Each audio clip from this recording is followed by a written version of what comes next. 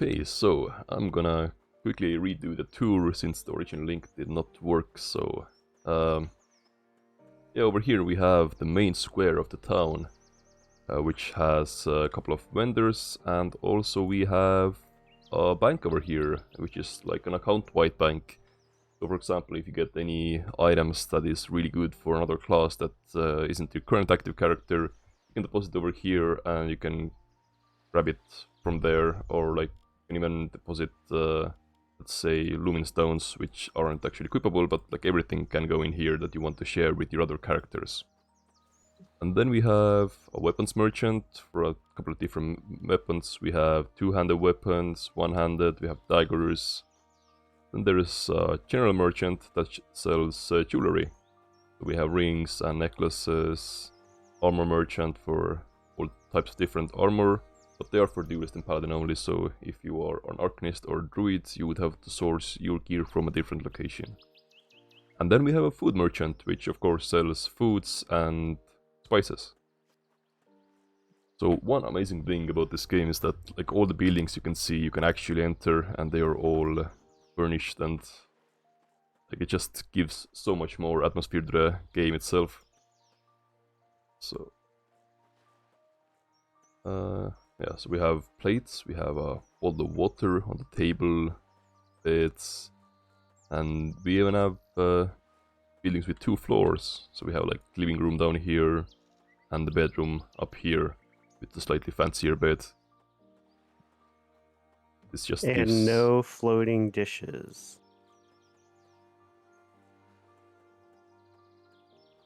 Were they floating? I didn't even notice that. I said they're not floating. Oh, anymore. not floating, yeah, anymore. Yeah. And moving on from the main plaza, let's... Oh, hello. I'm talking here, not to you neither. Okay, that's rude, but okay, fine. I'm just gonna move on. Nice statues on both sides, right at the docks. Here we have the docks that lead out to the sea. A couple of dock hands just working. And moving from here, you can see... Oh, I mean, I can't resist a quick climb. So let me just quickly hop over to the balcony here. Yeah, we can see the king over here. I would assume it's the king to be. And then a knight, and I'm not sure who that could be yet. And then we can go over here, jump across this ledge onto the roof over here. Climbing is really fun in this game. And boom, we are on a roof. And plop, jumping down, quickly around the corner. So all the classes also have different hubs for their own class in this zone. So for example, this here is the paladin area, which if you're not a paladin and you try to talk to them, they just tell you that they are not interested in you. Like, I'm not a paladin, why are you in here? Paladins have like this nice towerish building. And when we pop over to the other side, after we go through the gallows over here, then we can enter the duelist area, which has some really nice pink and red trees. And once again, if you try to talk to them, they just tell you that we have no business over here because I am an arcanist and not a duelist. I don't think I've actually checked the building in the duelist area yet. Can I enter this? Yeah, that is the one building you can't enter. Okay, never mind. Ignore that. Moving on. Ooh, that's a nice statue over there. And then... Oh, this is one of the sim players, or the other players, so to speak, in the single player game. I also want to show off the lighthouse area, which is the Arcanist hub.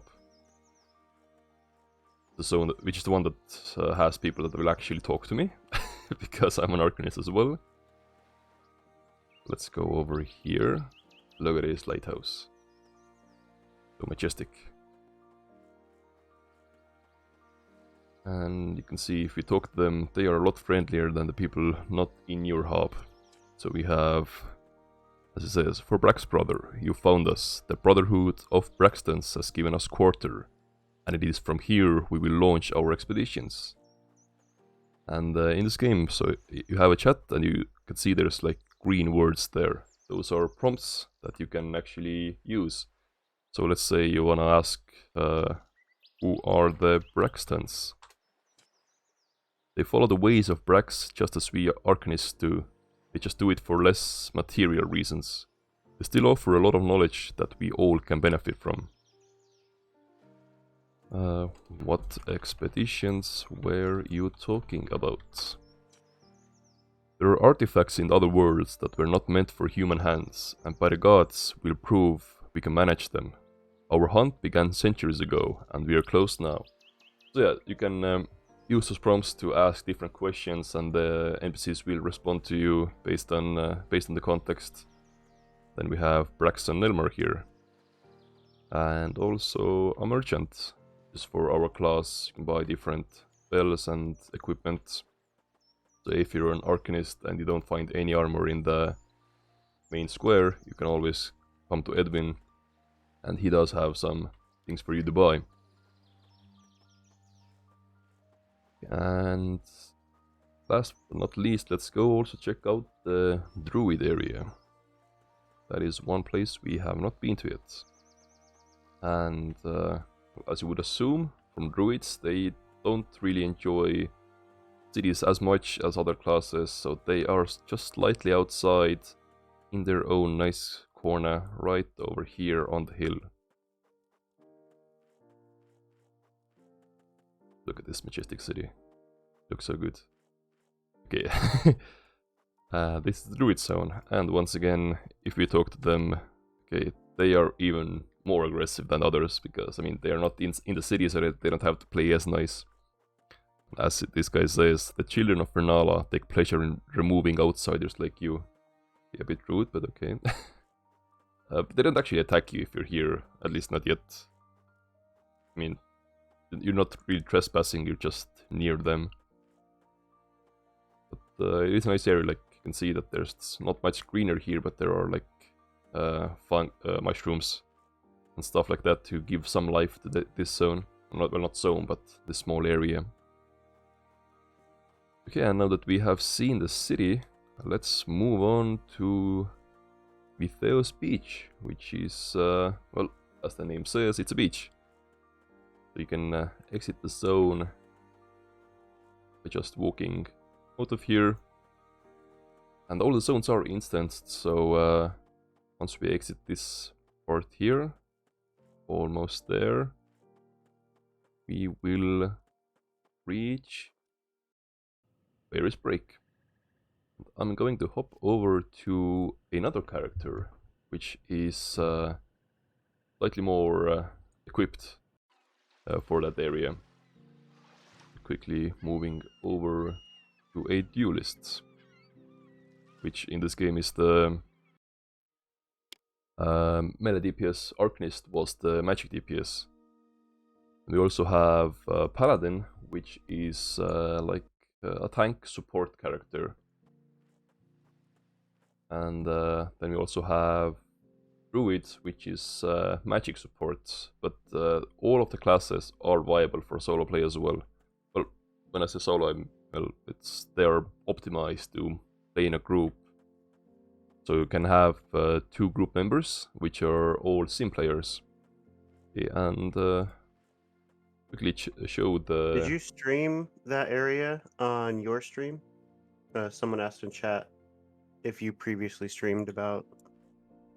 don't think... No, my last stream was only the demo island. So this is all new material.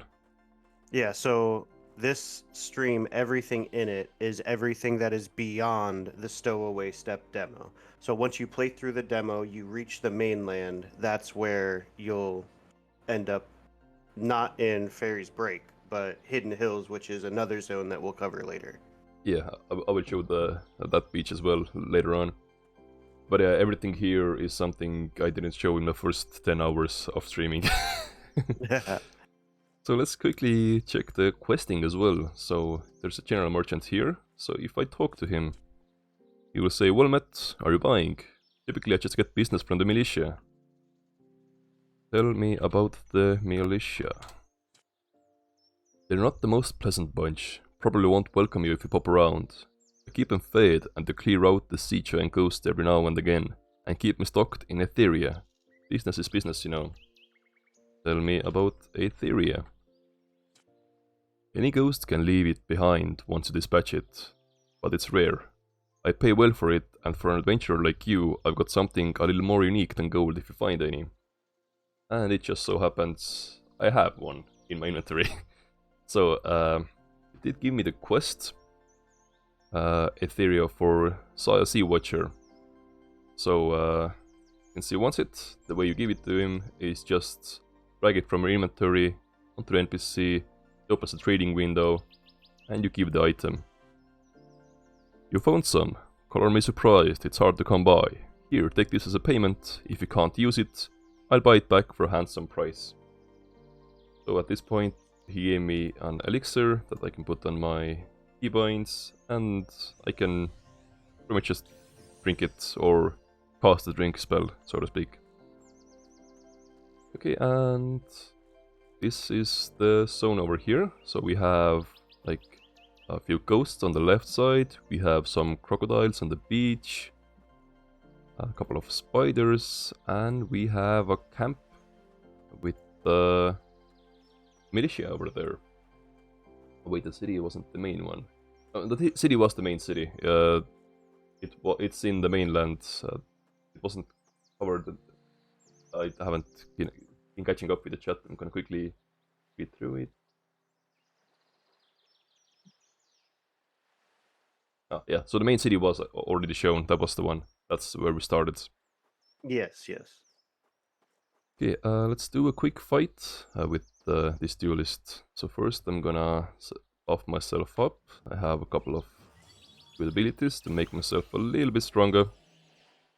More speed, more power, more defenses, regeneration, and let's also drink some water, because being hydrated satisfies your thirst, increases stats and attack speed. So,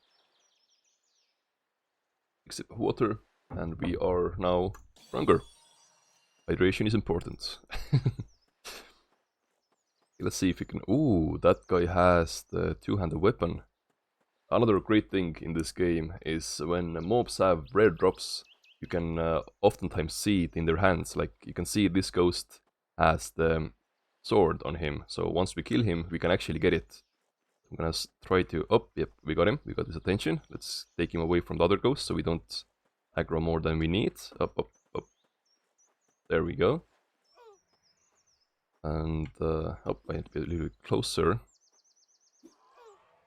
So this guy is fairly tough, so I'm gonna have to use all of my abilities that I have. Let's hope I can actually take him down. He's actually beating me, but thankfully I just got the potion, which I can use to gain the upper hand in this tough fight. Without that, there would be no chance I can actually beat him. Looks like he's whooping on you. Oh yeah, he is whooping me hard. Without the potion, I would be already dead. And while fighting, I'm gonna quickly eat one bread. Just to gain that extra edge. Bread also gives you a tiny bit of boost. It gives you the nourished buff. So as you can see, I have 2, 4, 6 buffs on me right now. And I am struggling against this mob. I really want to get the sword. Almost down, come on. So if you're not fortunate to have so many buffs and potions, you could also group with one of the simulated players and do this in a group. Yeah, so all the sim players also can buff you up with abilities that they have. Paladins can give you buffs, druids can give you buffs. I believe Arcanists will also have some buffs that can apply to others. Oh no, Hardened Skin was changed to self only. So it's mostly Arcanists and druids at the moment. And we got the Paladin only weapon that we can't use, but we can put it in the guild bank, not guild bank, account bank later, and we can hand it to our paladin character. Okay, and let's quickly go over the zone, see what's on the militia side as well. As you can see, there's some sim players waiting to group up. So actually, yeah, let's grab Baitsil here. Hey, wanna group up? Okay, nice. He said you can be leader, invite me. Fanti said no.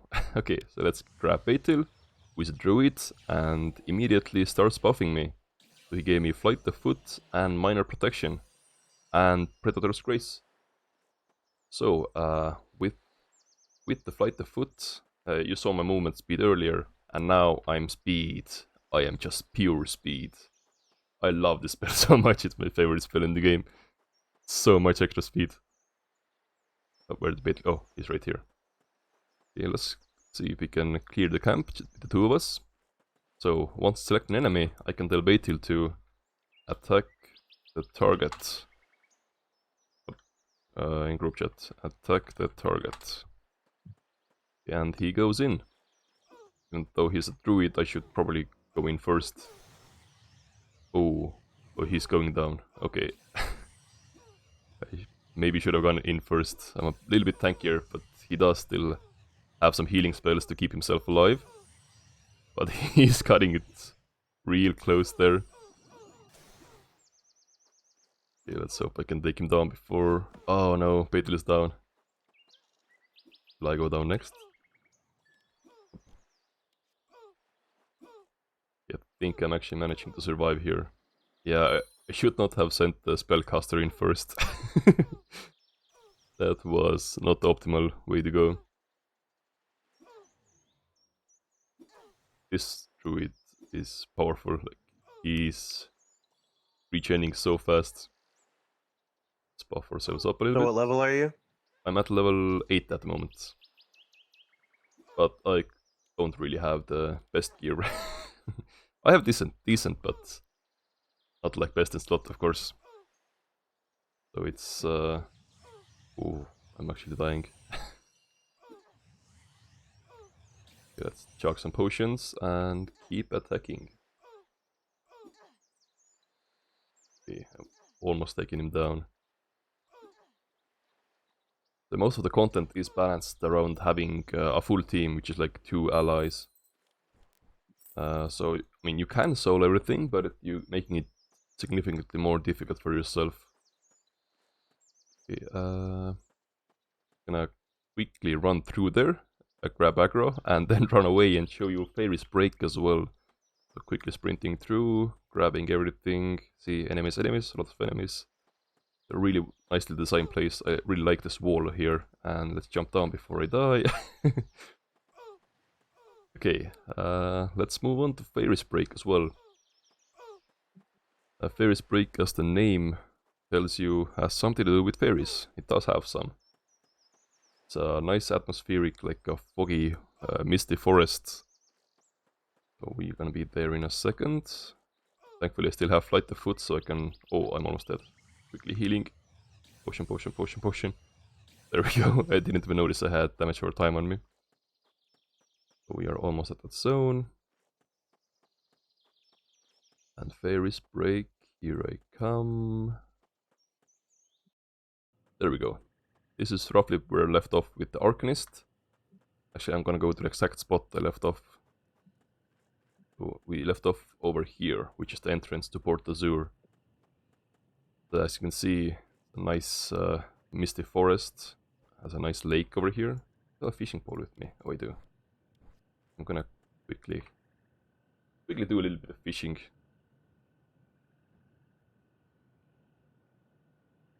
Let's see if we can actually get anything.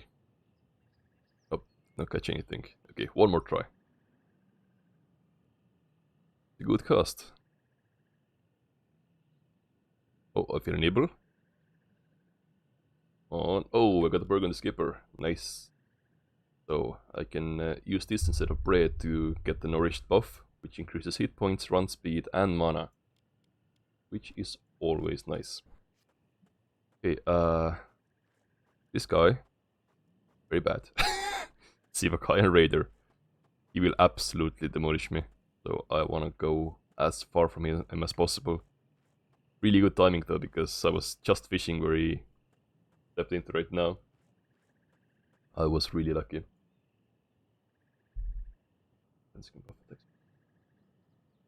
Quickly checking in Foxbot so far. And moving back to the game. I see that you have covered all of the chat really well, so Yeah. I'm just not gonna start repeating what you've already said. Okay, and this is the titular fairy area. As you can see, if the fairies and bears do not get along. See if we can hop in when... Oh, actually, it seems like it's only the bears that have an issue. The fairy is just walking around, not caring. Okay, and let's take a fairy down. Or let's see if we can take a fairy down. But yeah, just for those who aren't paying attention to chat, the question was, is there a capped amount of sim players online at one time? So at the moment, we only have a handful of sim players, and they're always online when you log on. But in the future, we plan to expand on that. We're going to have at least 100 different sim players. They all have their own unique personalities, and they're going to be tied to your level in a way that some of them will always be lower than you. Some of them will stay around the same level, like, 1 to 2 levels to you, and some will be, super try hard in the game and just, max out their characters as fast as they can. And they won't always be online, but as we get more and more sim players, there should always be someone online in your level range to group with.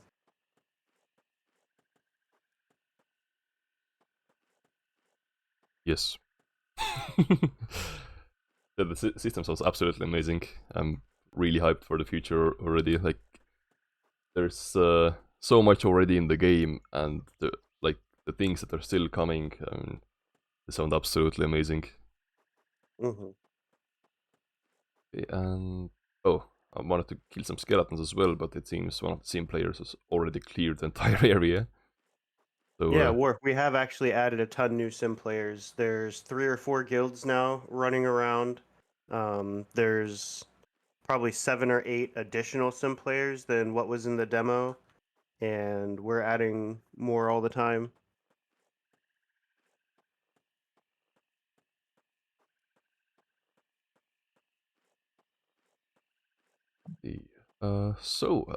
that was the quick run through of Fairy's Break.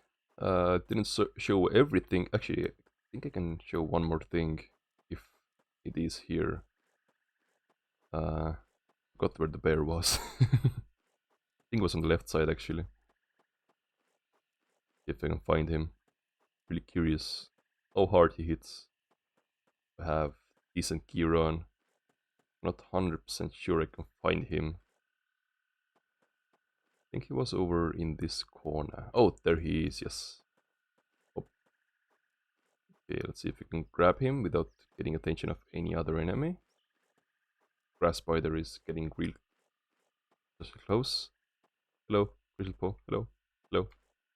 Pay attention to me. Oh. Okay, let's see if we have to start running at some point or not. He is not taking any damage, and I am taking a decent chunk of damage. Okay, yeah, this is a tanky boy. Okay, it may be better to just, yep, run. Nothing to see here, and let's just leg it up. And we have entered the Hidden Hills. So for this zone, I would actually move on to the next character, which is a druid.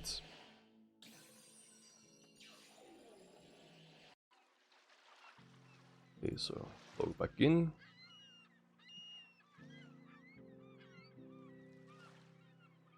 And move on to druid. Level 8 druid. So, things to see here. Going on. I'm gonna quickly move to the part where you start after you have entered from the mainland. So as you can see, I'm moving really fast because I have Flight of Foot and Paladin buffs on me.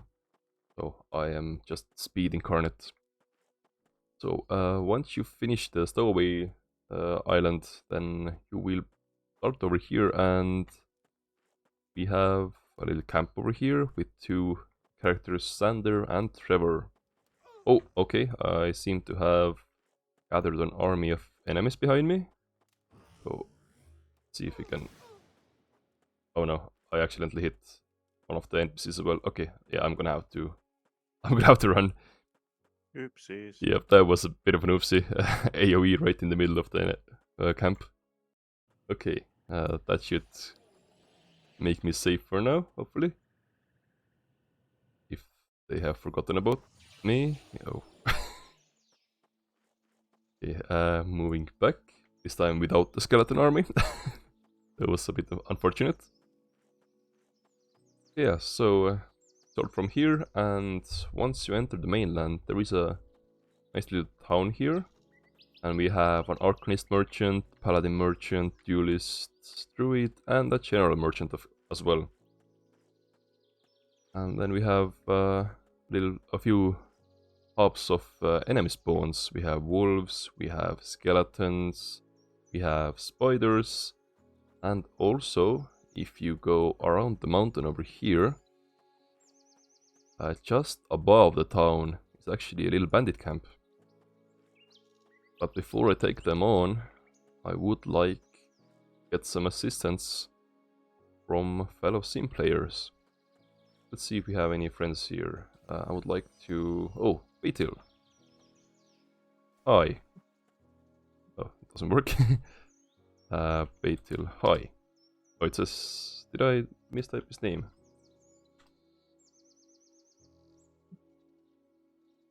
It says he's not currently online. Did you put an extra space? No.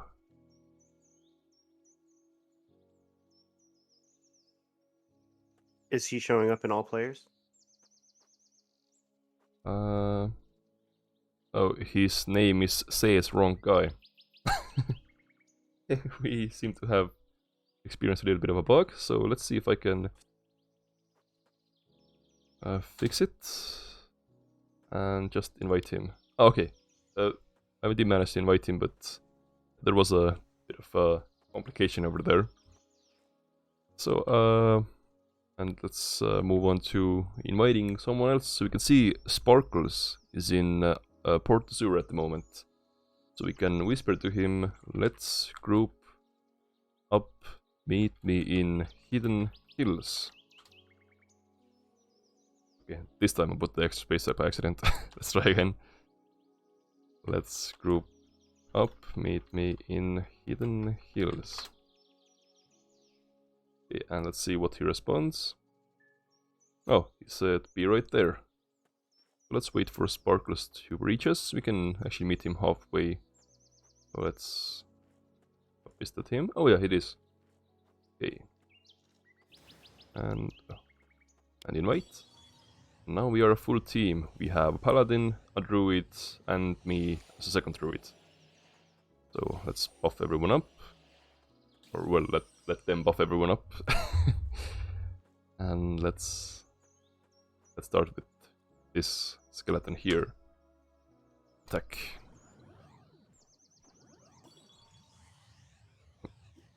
Minor healing is not the spell I wanted to cast on the skeleton.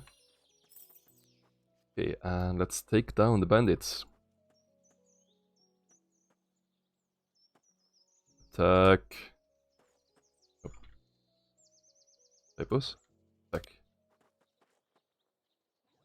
Okay, so as a druid what I like to do is just put the damage over time on all the enemies. So, in the long run they are really cost efficient. They don't do much up front, but in the long run they actually do stack up and eventually do a decent amount of damage. But druid isn't like a pure caster, it's more of a hybrid. So it is recommended to be in melee range after you have put your damage over times on. Okay, and only one remaining. With the three of us, these guys went down real fast. Almost dead. Okay, there we go. Let's grab some money. Okay, I got 60. Oh, they already went to attack the last one as well. Let's take that one down as well before we move on.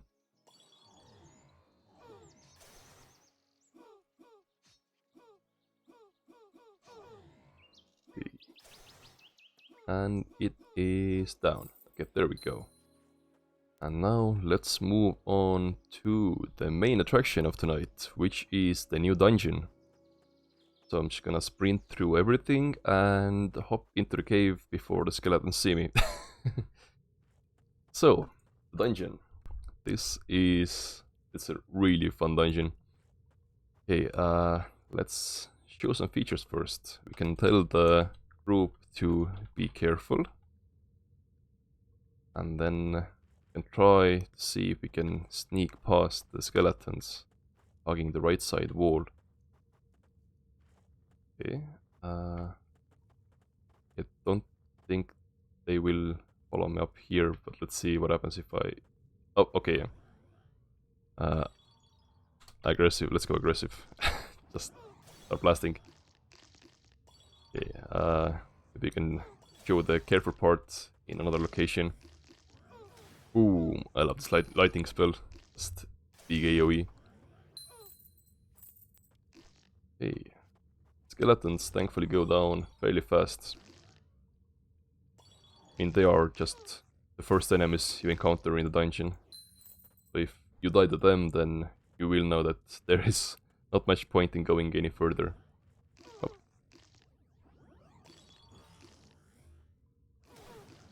What did the camera just do? I looked away for a second and then suddenly saw the camera in the ceiling. Let's take down the sturdy skeleton. A quick drink of water.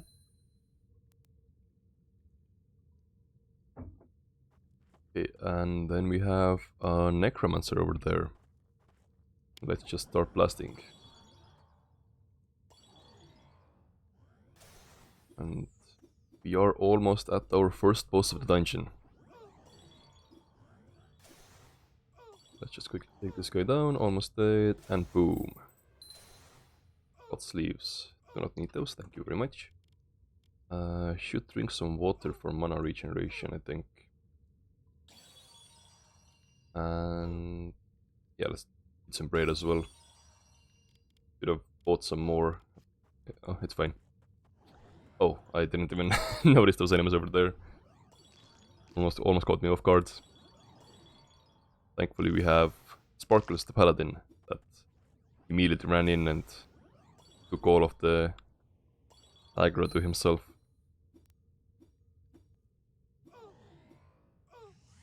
Okay, let's take this down. Resisting. There we go. Some gloves and bones. Okay, and this is our first boss of the dungeon, Zashlin Bloodbane. What I would do is focus on the small guys first. I'm gonna let them know to attack, so Sparkles will run in. I'm gonna start putting my damage for time on different enemies. Optimize my damage. So, did you tell one of them to be the tank? I did not. That's when you tell them to attack. Yeah, I just told them to attack, yeah. Wait. Okay, so I could have sworn there were 2 necromancers, but I guess I remember wrong. Yeah, now it's just the boss remaining. And he really likes to attack me instead of them. Okay, there we go. That's the boss down. Some shoes and sleeves. No rare drops this time. Okay, and grabbing some loot, grabbing some money, and let's keep going.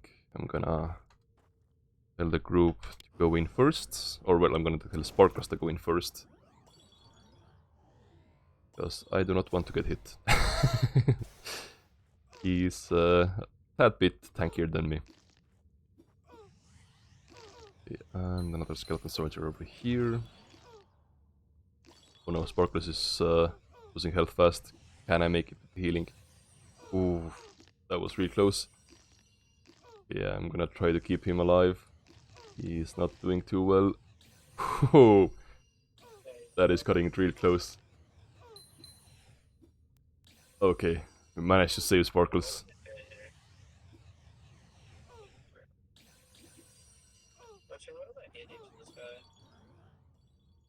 Sorry, can't properly hear you. Did you say something? Oh no, I didn't say anything. Ah, yeah. I thought I heard something in the background. Okay, let's see. Cloth hood. Have some loot from the skeleton. And now let's move on. Something over here? Nope, just coffins. Okay, let's move on this way. Sparkles already ran in before I even told him to attack.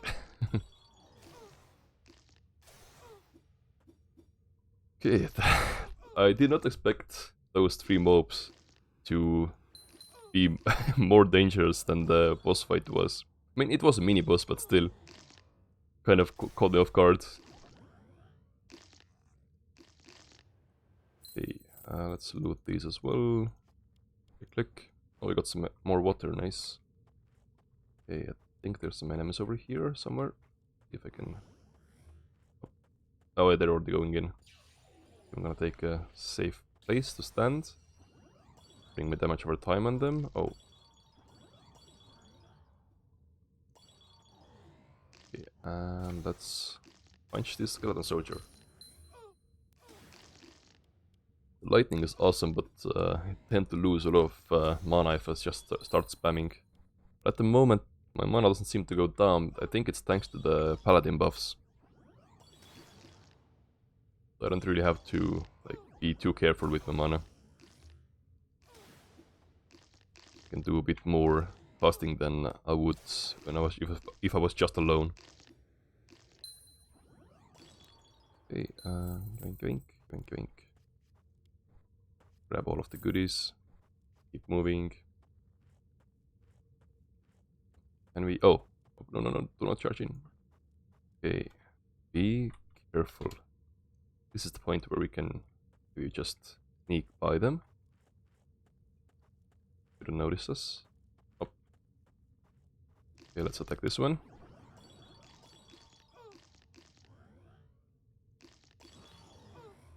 Let's take this guy down. Okay, and now we have 2 paths. I think this one leads us to the skeleton captain, or no? Oh. Was the skeleton captain somewhere here? Over here? Oh yeah, it's over there. Okay, let's go back to be aggressive. And let's start blasting the soldiers.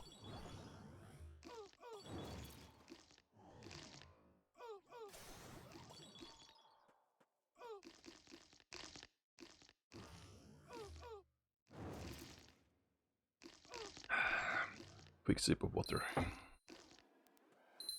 And grabbing the loot. And we have our second mini-boss, a skeleton captain. Surrounded by 3 skeletons. As we saw earlier, grabbing a lot of enemies at once is quite dangerous, even if they do seem like small fish. Let's try to reduce the amount of enemies we have here. Okay, let's... Oh, there's one in the corner as well. I didn't even notice this one. Almost went badly.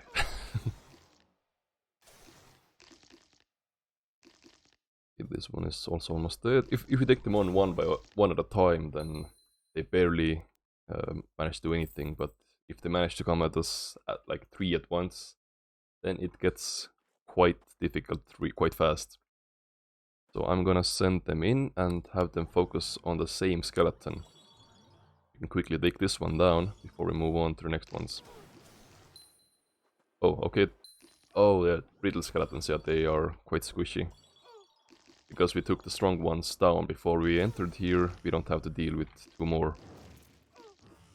Which is quite beneficial to us, as you can imagine. Refreshing my damage over times, and Theft of Life, which gives me a little bit of health. Captain likes to attack me. And almost down. There we go. Got some breadfruit juice, which gives us hydrated, and ancient bones. Yeah, all the bones. And let's move on towards here. Yeah, over here. Okay, let's attack the brittle skeleton over here. Oh, we got the necromancer as well. Not to worry. It's only a brittle skeleton, which means he goes down fast. Necromancers, however, are fairly tanky. When the three of us at once take a little bit of time before we can take him down. Oh, almost missed that one.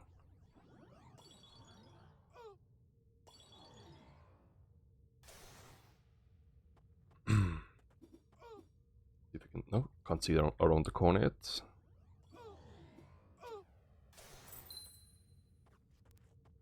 Okay.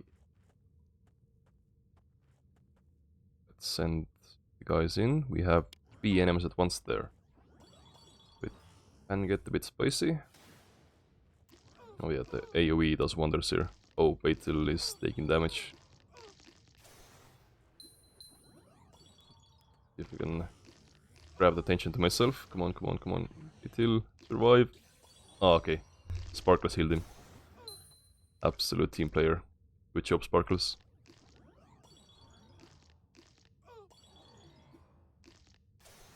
Okay, and the skeleton soldier is almost dead as well. This is cutting it close on quite a few fights. Okay, and yeah, we are almost where we want to be. So let's... Oh, brittle skeleton, yeah, this one is going down fast. A lesser avatar of Sivakaya. Okay, let's be careful. And try to get past him without grabbing his attention. Because we are going to have to fight... Oh, wait, what are you doing? Okay. There are 2 here that we're gonna have to fight anyway. So let's go back to being aggressive. And I'm gonna send them in to fight this lesser avatar of Sivakaya. It seems that we are lucky enough to not get the attention of the other one yet. Take them down one at a time. Kill dark demonic creatures. I mean, they look really nice there. Look at it. Okay, going back to the fight.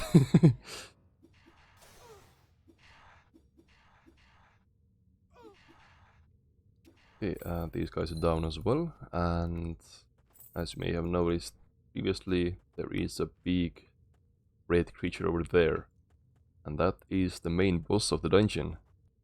Also really tough. Oh, he already saw us. He already saw us. But I think we got like super lucky because I don't see any necromancers joining him. Yeah, okay. It just happened that all of the patrolling necromancers happened to be too far from him, and none of them joined the fight, which significantly reduces the difficulty. As you can see, the 3 they're right where he was just a second ago. The timing was absolutely on point, and thanks to that, this extreme... Oh, okay, got one of the necromancers joining, but the apparition is almost dead. Okay. Oh, and yeah, they're slowly coming in now, one by one. Try to take them down.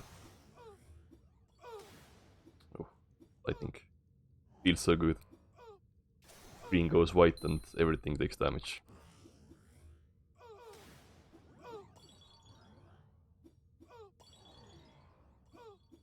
And it's almost down. Okay, and let's see if we got any loot. We got a light plate, breastplate, and citrine stone. I think I can give Orculus the breastplate. I think he has that. Looks like he has leather on. Let's see. So yeah, you can trade gear you get to sim players. So you can click on Sparkles. It goes in the chest slot, give him item, and he gives him back his old tattered leather tunic. So yeah, this was an upgrade for him. The other cloth stuff that we have gotten from the ground, I don't think even Beetle could use those, because I can see all of his equipment slots seem to be full, based on just visuals. And the cloth is like the first tier, so to speak. So it wouldn't serve him much use if I gave him cloth items.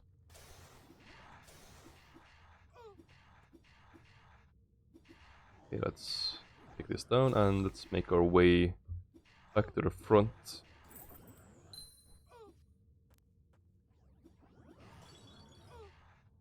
Okay, all of the items have respawned, and let's see if we can take some shortcuts somewhere.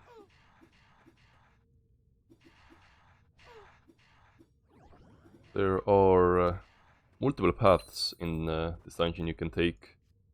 Some are one way, some are two way. Yeah, don't recall from top of my head where this one went, but I think the sim players won't follow me if I jump down a cliff. I mean, they will follow the proper road. Yeah, okay. If I go down from here, I believe they would just go around and drag all of the enemies with them, which would not end well. Because even two enemies at a time can get quite spicy quite fast. Okay, so let's go around. Oh, oh, managed to not pull aggro. Okay, and let's be careful again and see if we can sneak by some of them. Let's put damage over time on the skeleton. This is a brittle one, so it's gonna die like that. Just like that. They hug the wall. Can we sneak past those three? Let's see. Easy, easy. Oh, nope, nope. Almost.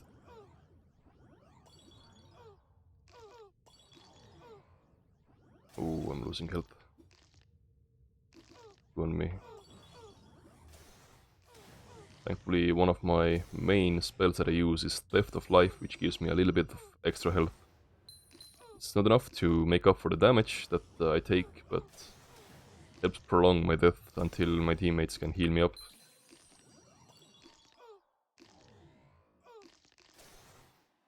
Okay, let's move forward. And definitely skip this one. Oh, no. There was two more around the corner.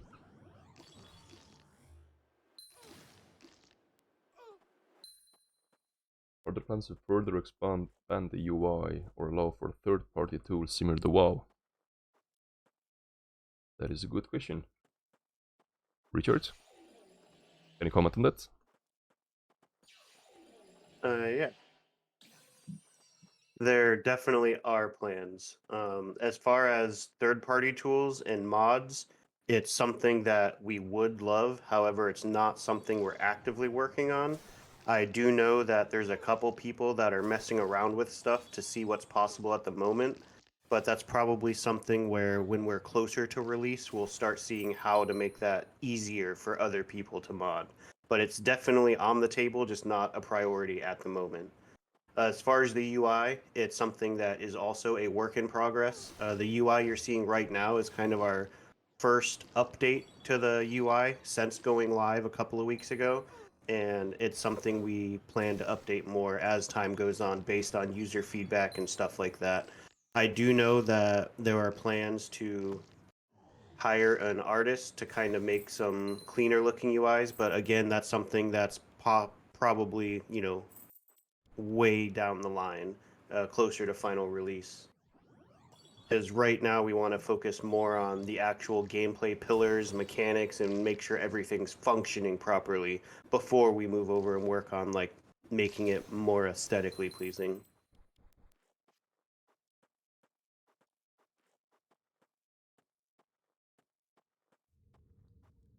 And as you may have noticed, we took an alternate path that quickly led us out of the dungeon. So, let's head out. Oh, you're welcome. I'm Dave. And oh, they already started pulling new enemies. Have you played the Stowaway Step demo yet, Dave?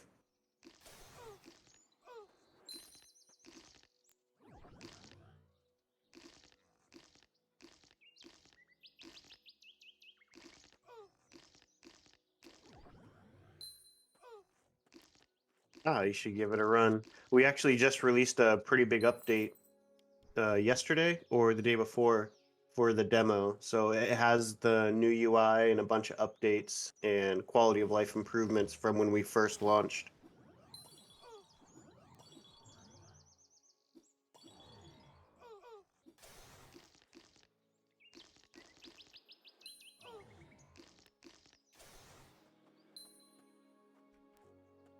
And we can't forget one of the more important features of every MMO out there, which is slash dance. Yeah. Just look at the beauty. Oh. Yeah, it's it's fun that you can keep the dancing animation if you just run forward. I mean, just look at that. That's moving in style. That is moving in style. Okay, Yeah, updated animations is pretty high on our list. So we're gonna redo all the animations to make things look more smooth and fluid. So that's definitely something that's coming in the future. there's some great things about this game, which is like as you saw with the quests, you don't have like a quest marker. Like for example, I'm a druid, so well, I know from experience that like if you just talk to NPCs, sometimes they say some things like this guy just says you're not an arcanist, go away. But if you talk, for example, to a druid merchant, he just mentions that use a favor. What favor are you talking about? And he needs a skeleton eye, or she needs a skeleton eye. So you get quests by just interacting with like the NPCs, and it's just so much more immersive. So you don't see like exclamation mark above their heads if there's a quest available. You just go talk to them, see what's up. Some of them may offer you quests, and there's also like hidden quests that take a bit more probing to find. And the quest system is just so much more, well, as I said, so much more immersive than modern MMOs, where it's just, oh yeah, there's a yellow marker, let's go there, okay, let's follow the quest marker.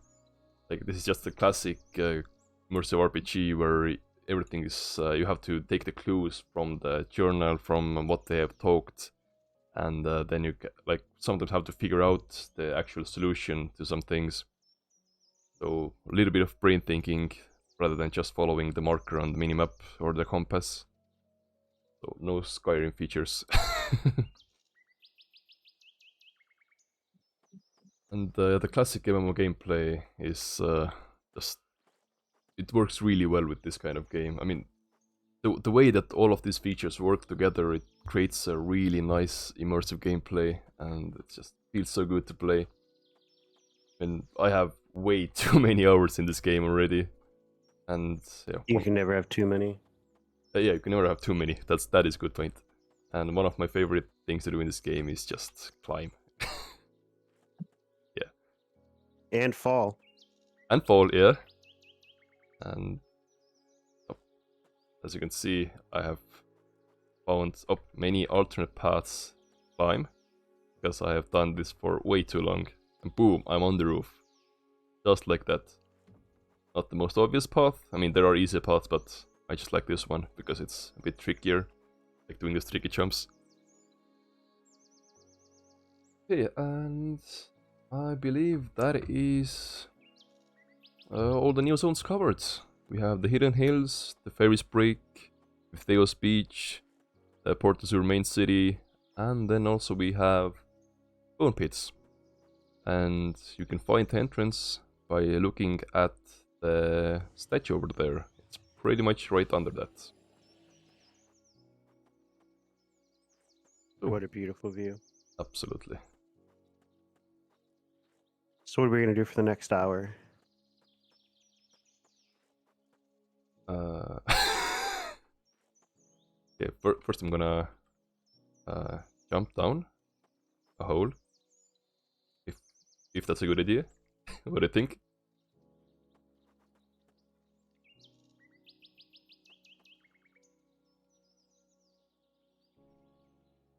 Yeah, it's a lot of practice breathing, a lot of practice just jumping up and down.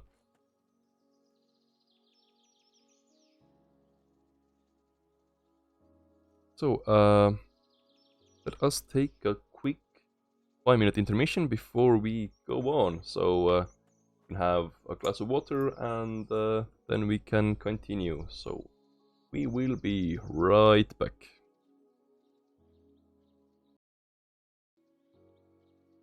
Okay, and we are back. So I'm just gonna. This is Paladin that just now reached the mainland. So I can show you like the early mainland gameplay through the eyes of a completely fresh character, pretty much. Well, just quickly ran through the first zone with the teammates. And as I go through this, we can have a little chat about how there are actually like different playstyles you can do. Like for example, Paladin is one of the best examples because you have a shield bash ability, which only works if you have a shield, and then you have stun strike, which only works when you have a two-handed weapon. So they are mutually exclusive. You would have to like pick one of the play styles that would work better for you. Do you want to be one-handed shield paladin, or do you want to wield a large two-handed weapon? There are bonuses and negatives to each side. Like with two-handed weapon, you will do more damage, but with a shield, you of course have slightly more protection.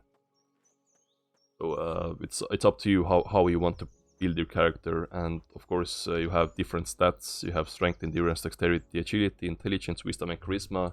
Each one giving you a different bonus, so you can build your character the way you want. You can focus on strength for more damage, endurance for more endurance, intelligence for stronger spells, and so on.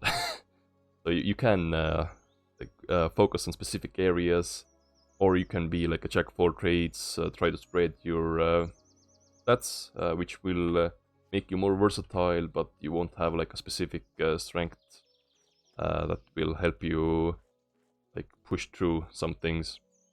It's 100% up to you how you play. And then we also have, well, Druid is one of the more interesting ones in my opinion. Like you can have so many options there, because Druid is like a built-in hybrid, so you can focus more on melee, you can focus more on magic. So it's once again up to you what you equip and how you want to build the character. No, we did not just start. We started 1 yeah, hour ago. Yeah. We started at 5 p.m. Eastern time.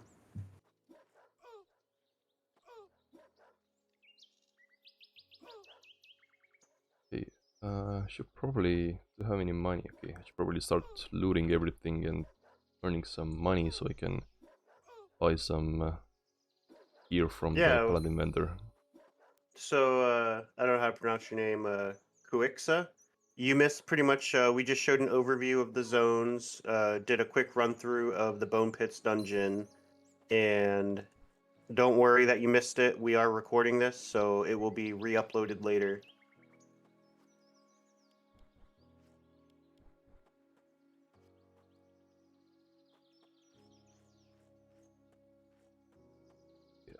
Oh right, money. I need money. So you may have noticed I'm running diagonally a lot. So that is because running diagonally is slightly bit faster than running straight forward, and it just becomes such a habit that I don't even really notice it myself until someone points it out. Okay, we can sell wolf meat for 2 gold apiece, so that's 44 gold right here. And bones for, oh, 3 gold, nice. We have some spider pieces. Let's see if we can get some nice things. 90 gold for the armor, yes please. I have a 2-hand on me, and that is a 1-handed weapon. Okay, so we do have one person who wants to hop in here. If you're ready, Ion. Oh. If he's ready, yeah, I would love to have him. Ion, you ready? Oh, maybe he went AFK. Well, whenever he gets back. Yeah. Ah, there we go. Okay, okay. All right, I'm going to invite him to the stage now to talk.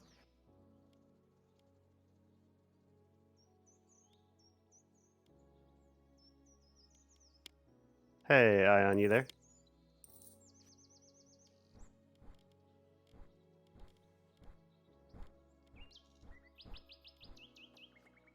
Hey, can you hear me? Yeah, we can hear you. Just got a new computer, so I haven't set up the push to talk and stuff yet. Give me a moment. No worries. We got an entire hour. Well, 45 minutes now.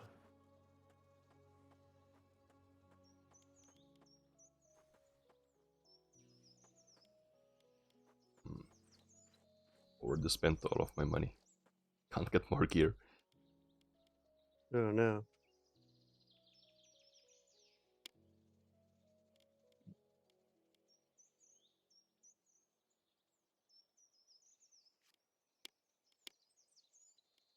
Oh, so Kazil, what has been your favorite class so far to play? Oh, that's a good question. I think Druid, just because of the versatility. Like, you have damage over time, you have single target attacks, you have area of effect attacks, and you also have summons, which is Yeah, you have the something, pet too. yeah, which is something I didn't show yet. So, yeah, Yeah, I noticed that in the dungeon. yeah. Brilliant, so say I duelist, damn it. I think I like the duelist the least, but I'm not a fan of the melee fighting. You know, in every MMO I've played, you know, WoW, Arcage, you know, WildStar, all those MMOs, I've always played the melee slash support slash healer. So I'm a big fan of the druid and paladin, but I like melee as long as you're the tank. I just don't like the DPS. All right, is this working? Yep. Yeah, that's working. Awesome, thanks. So what's your favorite class, Ion? So I'm kind of like you. I'm really biased towards support, so I've really enjoyed the paladin so far. Nice. In most MMOs, I'm a really big tank player. That's kind of my thing. Cool. So you said you had some questions, so lay it on us. Yeah, so some of these are kind of gameplay, and my apologies. I didn't realize Berkey wasn't going to be here and for this. So some of these are like kind of more future questions. So if you Okay, guys aren't prepared to answer them, then totally get it. By the that's way, fine. I'm sure I speak on behalf of all the players here and the members of the Discord. Thank you so much for hosting this. It's really great for you, great of you guys to do. Really appreciate it as the as a fan. Yeah, awesome. Yeah, this is definitely something, you know, as the community manager, I want to do a lot more. And this is our first event, so it's a little rough around the edges. For some reason, Steam didn't verify our event or something, so that's why it wasn't featured on the Steam page. They said that it takes like 30 minutes to an hour to be approved, but it's been, what, like 7 or 8 days now, and it's still not approved. So I don't know if it's because, you know, it's like our first event or what, but I already sent an email off to Steam support, so hopefully it doesn't happen again. And yeah, well, like I said, we are recording this, so it'll be, you know, edited, kind of like chopped up a little bit and edited for YouTube for everyone who missed it. And it's just something that, you know, Brian and I, we both hold dear, is that we really, really want to be part of the community. And we want Erenshor itself to be community driven.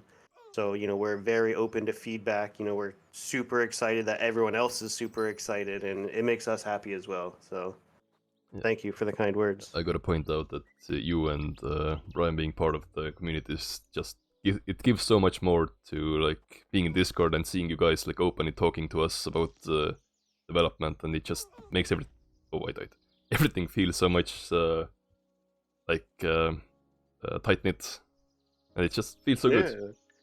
Yeah, that's what Brian was saying too. Not Brian developer, Brian wiki guy. Yeah. We were talking earlier today. Oh, yep, there you go. You died. My stream's a little bit behind, so that's funny. You got wrecked.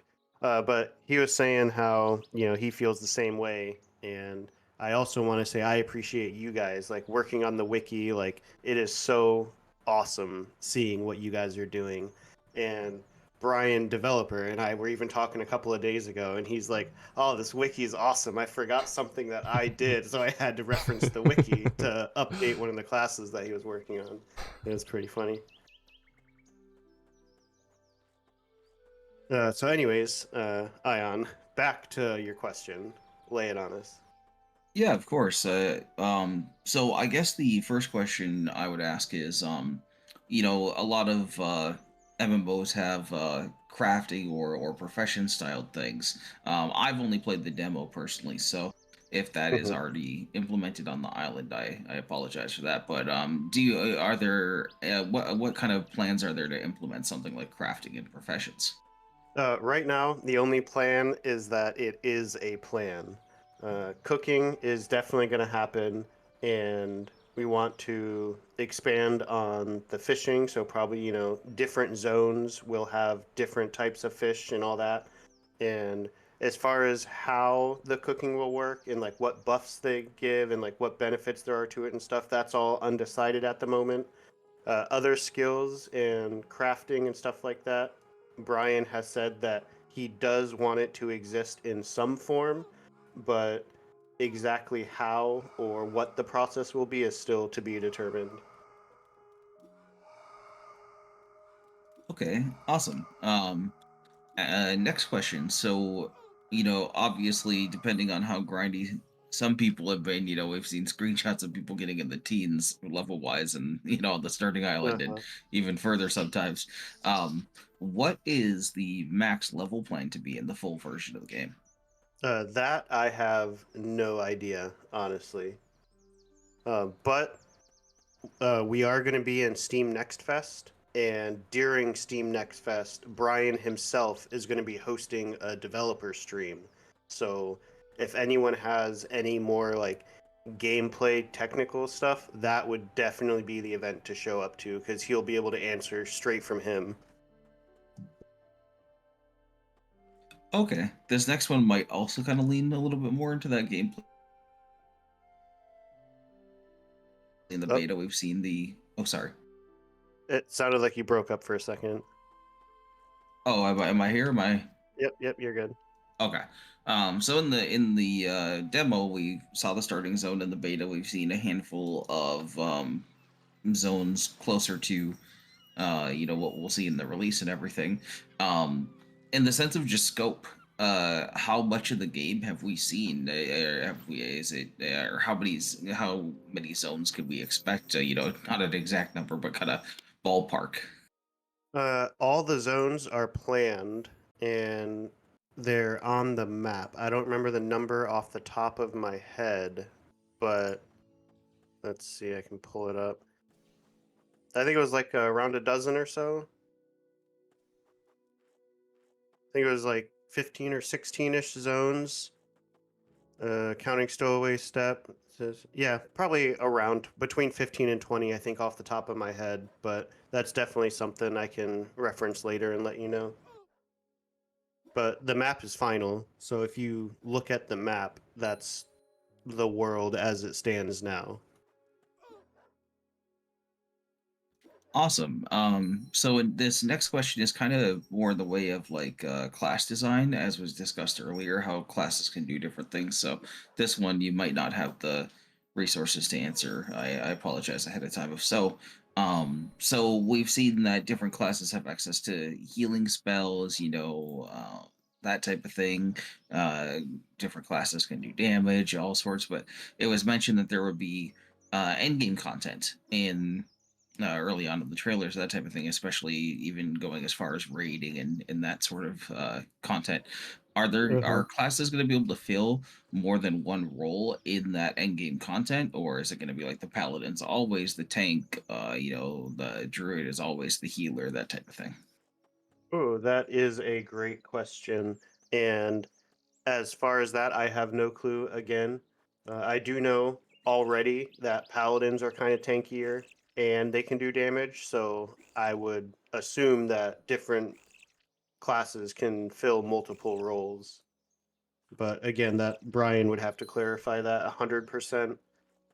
I do know that group sizes are planned to be much larger than three, because at the moment it's only three max group. But there are plans for raids and world bosses and stuff like that that has more people. So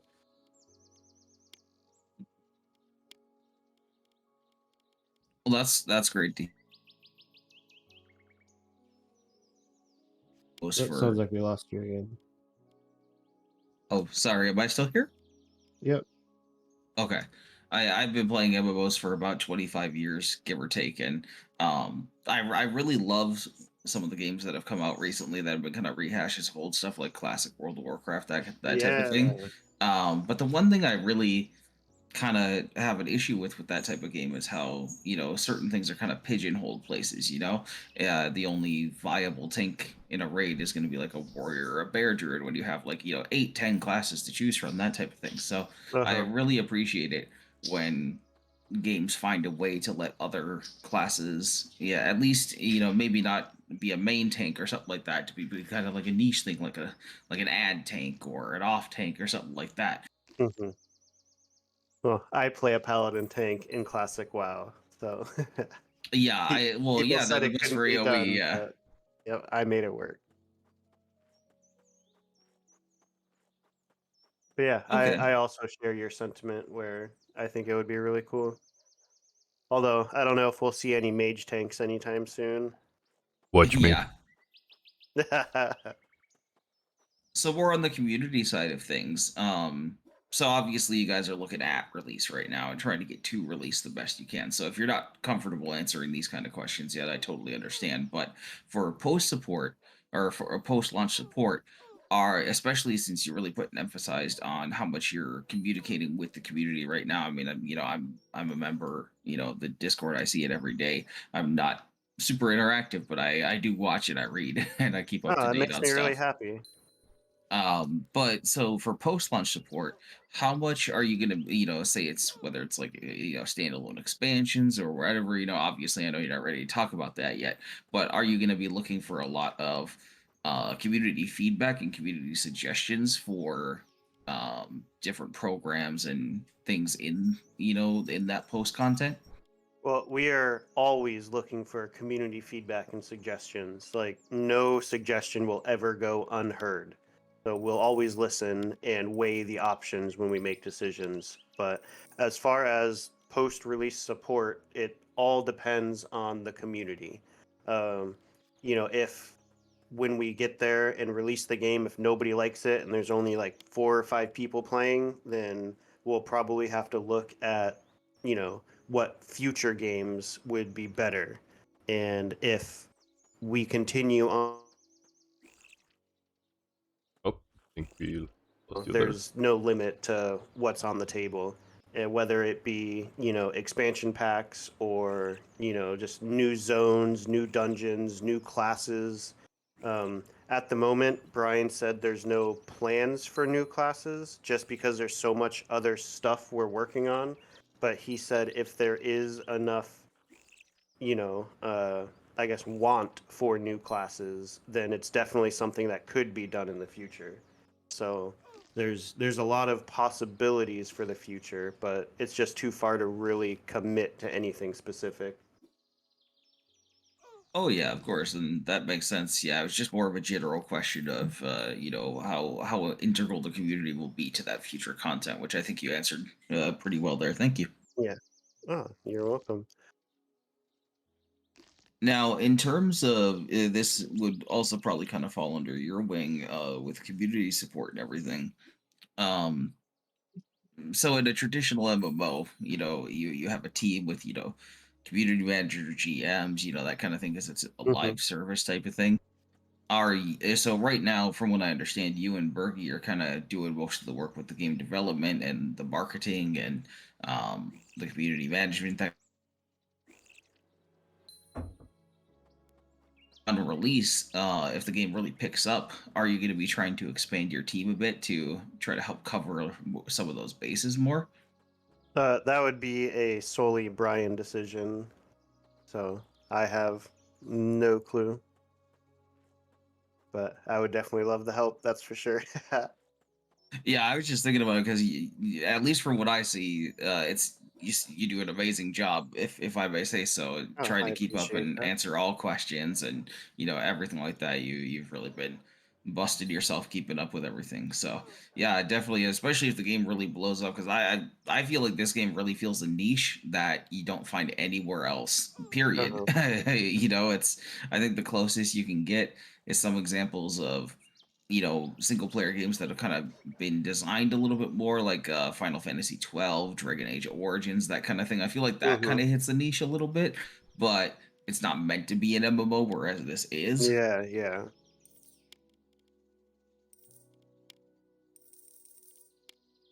But yeah, I Oh, think that's pretty much everything off the top. The work that you do, if Bergie sees this, thank you for the work that you do, and we. I'm sure I speak for all of us. We love the communication, and thanks for streaming and everything. And yeah, awesome. Thanks so much. And whenever you hop on and play, we love seeing screenshots or GIFs or videos or anything you make too. So, if you ever do anything or see anything cool, just snap a screenshot and post it in the screenshot channel. We absolutely love seeing it. yeah, I've played through the demo at least 5 or 7 times now. Just and it's great. It's one of those experiences where I think part of the reason this is really hitting with people is you can play through the demo 3 4 times and you can still find new stuff, try out new keywords at NPCs, try exploring a place in a different way. It's amazing how much content Bergie has managed to fit in just one small zone, especially a zone that's meant to Uh-huh. be, a starting zone, a tutorial. Yeah, it's so funny. We were talking before release, and we are like, "Yeah, I'm really worried that we're advertising this as like 1 or 2 hours of content, but I wonder if we're like not going to be able to make that." And then here we are, a week after release, people have 40 hours in, and we're like, "Holy cow!" Yeah, I will say my first playthrough, getting off, it just in the demo, I want to say I got at least a good 3 hours just on that first playthrough, and Hmm. then making characters afterwards, finding new stuff. It's just it's an experience for sure. Yeah, that's great. And then kind of to touch about what you started to say with the amount of content and stuff. That's something that Brian really wants. And, different people enjoy questing in different ways. Some people like the more WoW method where you run up to a quest giver, he tells you what to do, you go do it, you get rewarded. And other people like, the kind of hidden quests where you figure it out, like it's not obvious that there's a quest there, and then you figure it out. You might get like a hint of what should be done, and then you go do it, and then all of a sudden you figured out, oh, that was the right thing, and you get a reward for it. So we want to make sure that we have both types of quests. So there'll be those straightforward quests that you will always know what to do, but for the people who like exploring and digging deeper and really trying to figure stuff out, there's going to be a ton of secrets and hidden stuff that isn't so obvious. So I guess one question, based upon that, then. So looking at the equipment so far, at least from the demo, the starting island, a lot of it has been kind of your straightforward. It has this amount of defense, this amount of Hmm. attack. There's been some neat, unique stuff here and there. Are you guys really trying to put an emphasis on, especially those hidden items, having like really unique properties that could like significantly change the game in some ways? I'm not sure about that, to be honest. That would be, again, another Brian question. I will write it down and after probably the weekend, I'll kind of release there's been probably like 7 or 8 questions that I haven't been able to answer. So I'll get clarification on all those questions and I'll post it in the Discord. So I don't know how Great. much of an impact it would be. But I would like to see, really strong items being rewards for such hard work. I think the strongest item should be hidden behind the most effort. But that's Oh just yeah, my and my and personal feelings. I'm not even necessarily referring to the strongest objects or something like that. Hmm. Maybe obviously I'm not a game dev, so I don't know how hard this kind of stuff is to, put in the game. But maybe you do a really long question and you get an item that while you're wearing that ring or that amulet, it lets you see secret treasure chests or something like that. Hmm. Just fun Yeah, that utility sounds stuff cool. like that too. Yeah, that sounds awesome. Or maybe going back to RuneScape, like the Amulet of Ghost Speak, where you get it and you wear that amulet and all of a sudden you can see ghosts and there's like hidden ghost quests or stuff. Like that sounds really cool. Yeah, I personally I really enjoy I enjoy multiple different forms of MMOs. So I've played everything from RuneScape to World of Warcraft, Hmm. everything in between, to some extent. And I love that flavor, that stuff that's not there to make you powerful necessarily, but just there to build on the world more and just Yeah, yeah. give you some kind of special little thing. Maybe something that when you wear it, it makes you glow.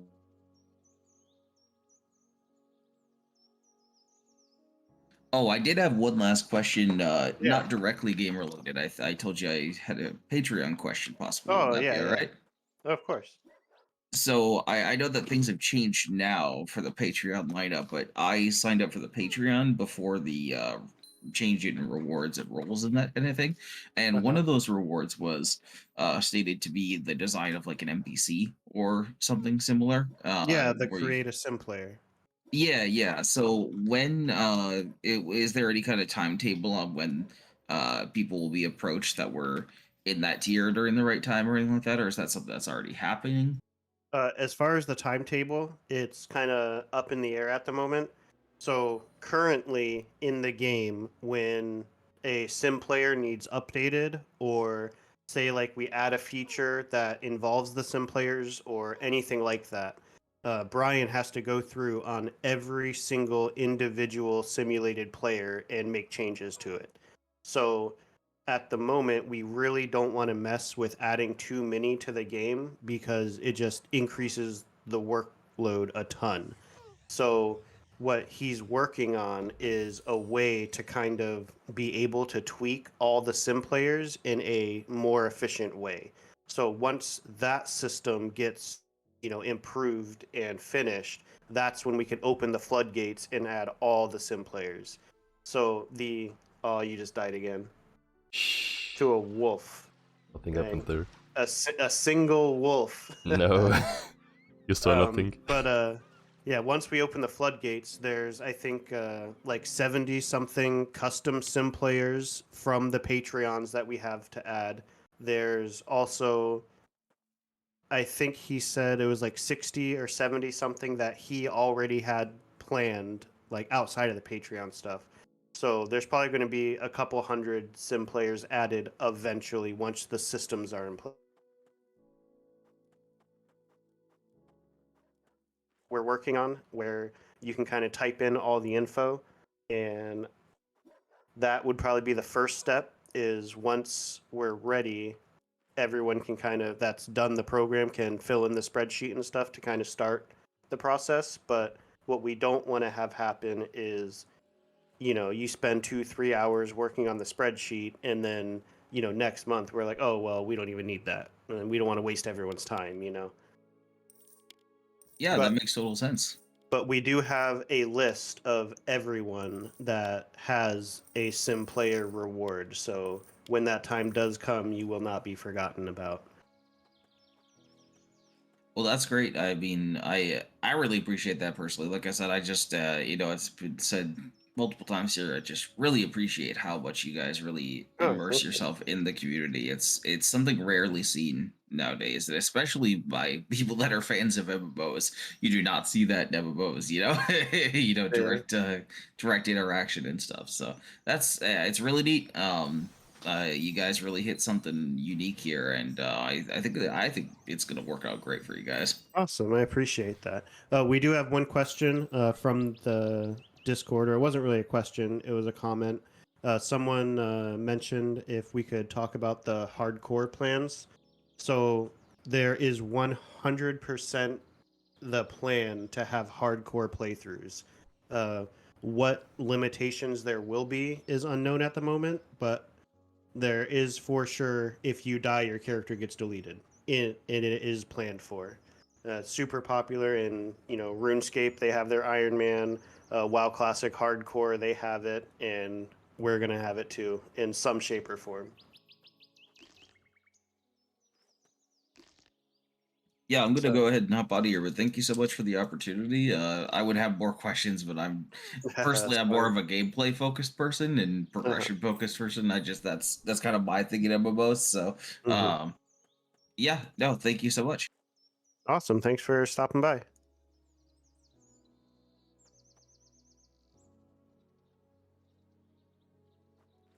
I'm not climbing mountains again.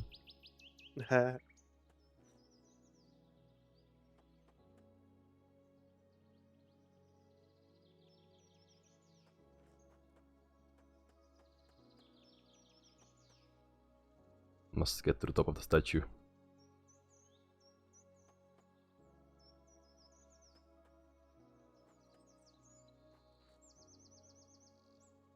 Oh, you also asked if there's gonna be sims that just stick to certain zones.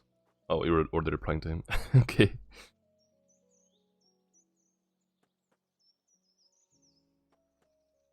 Up. Look at that view.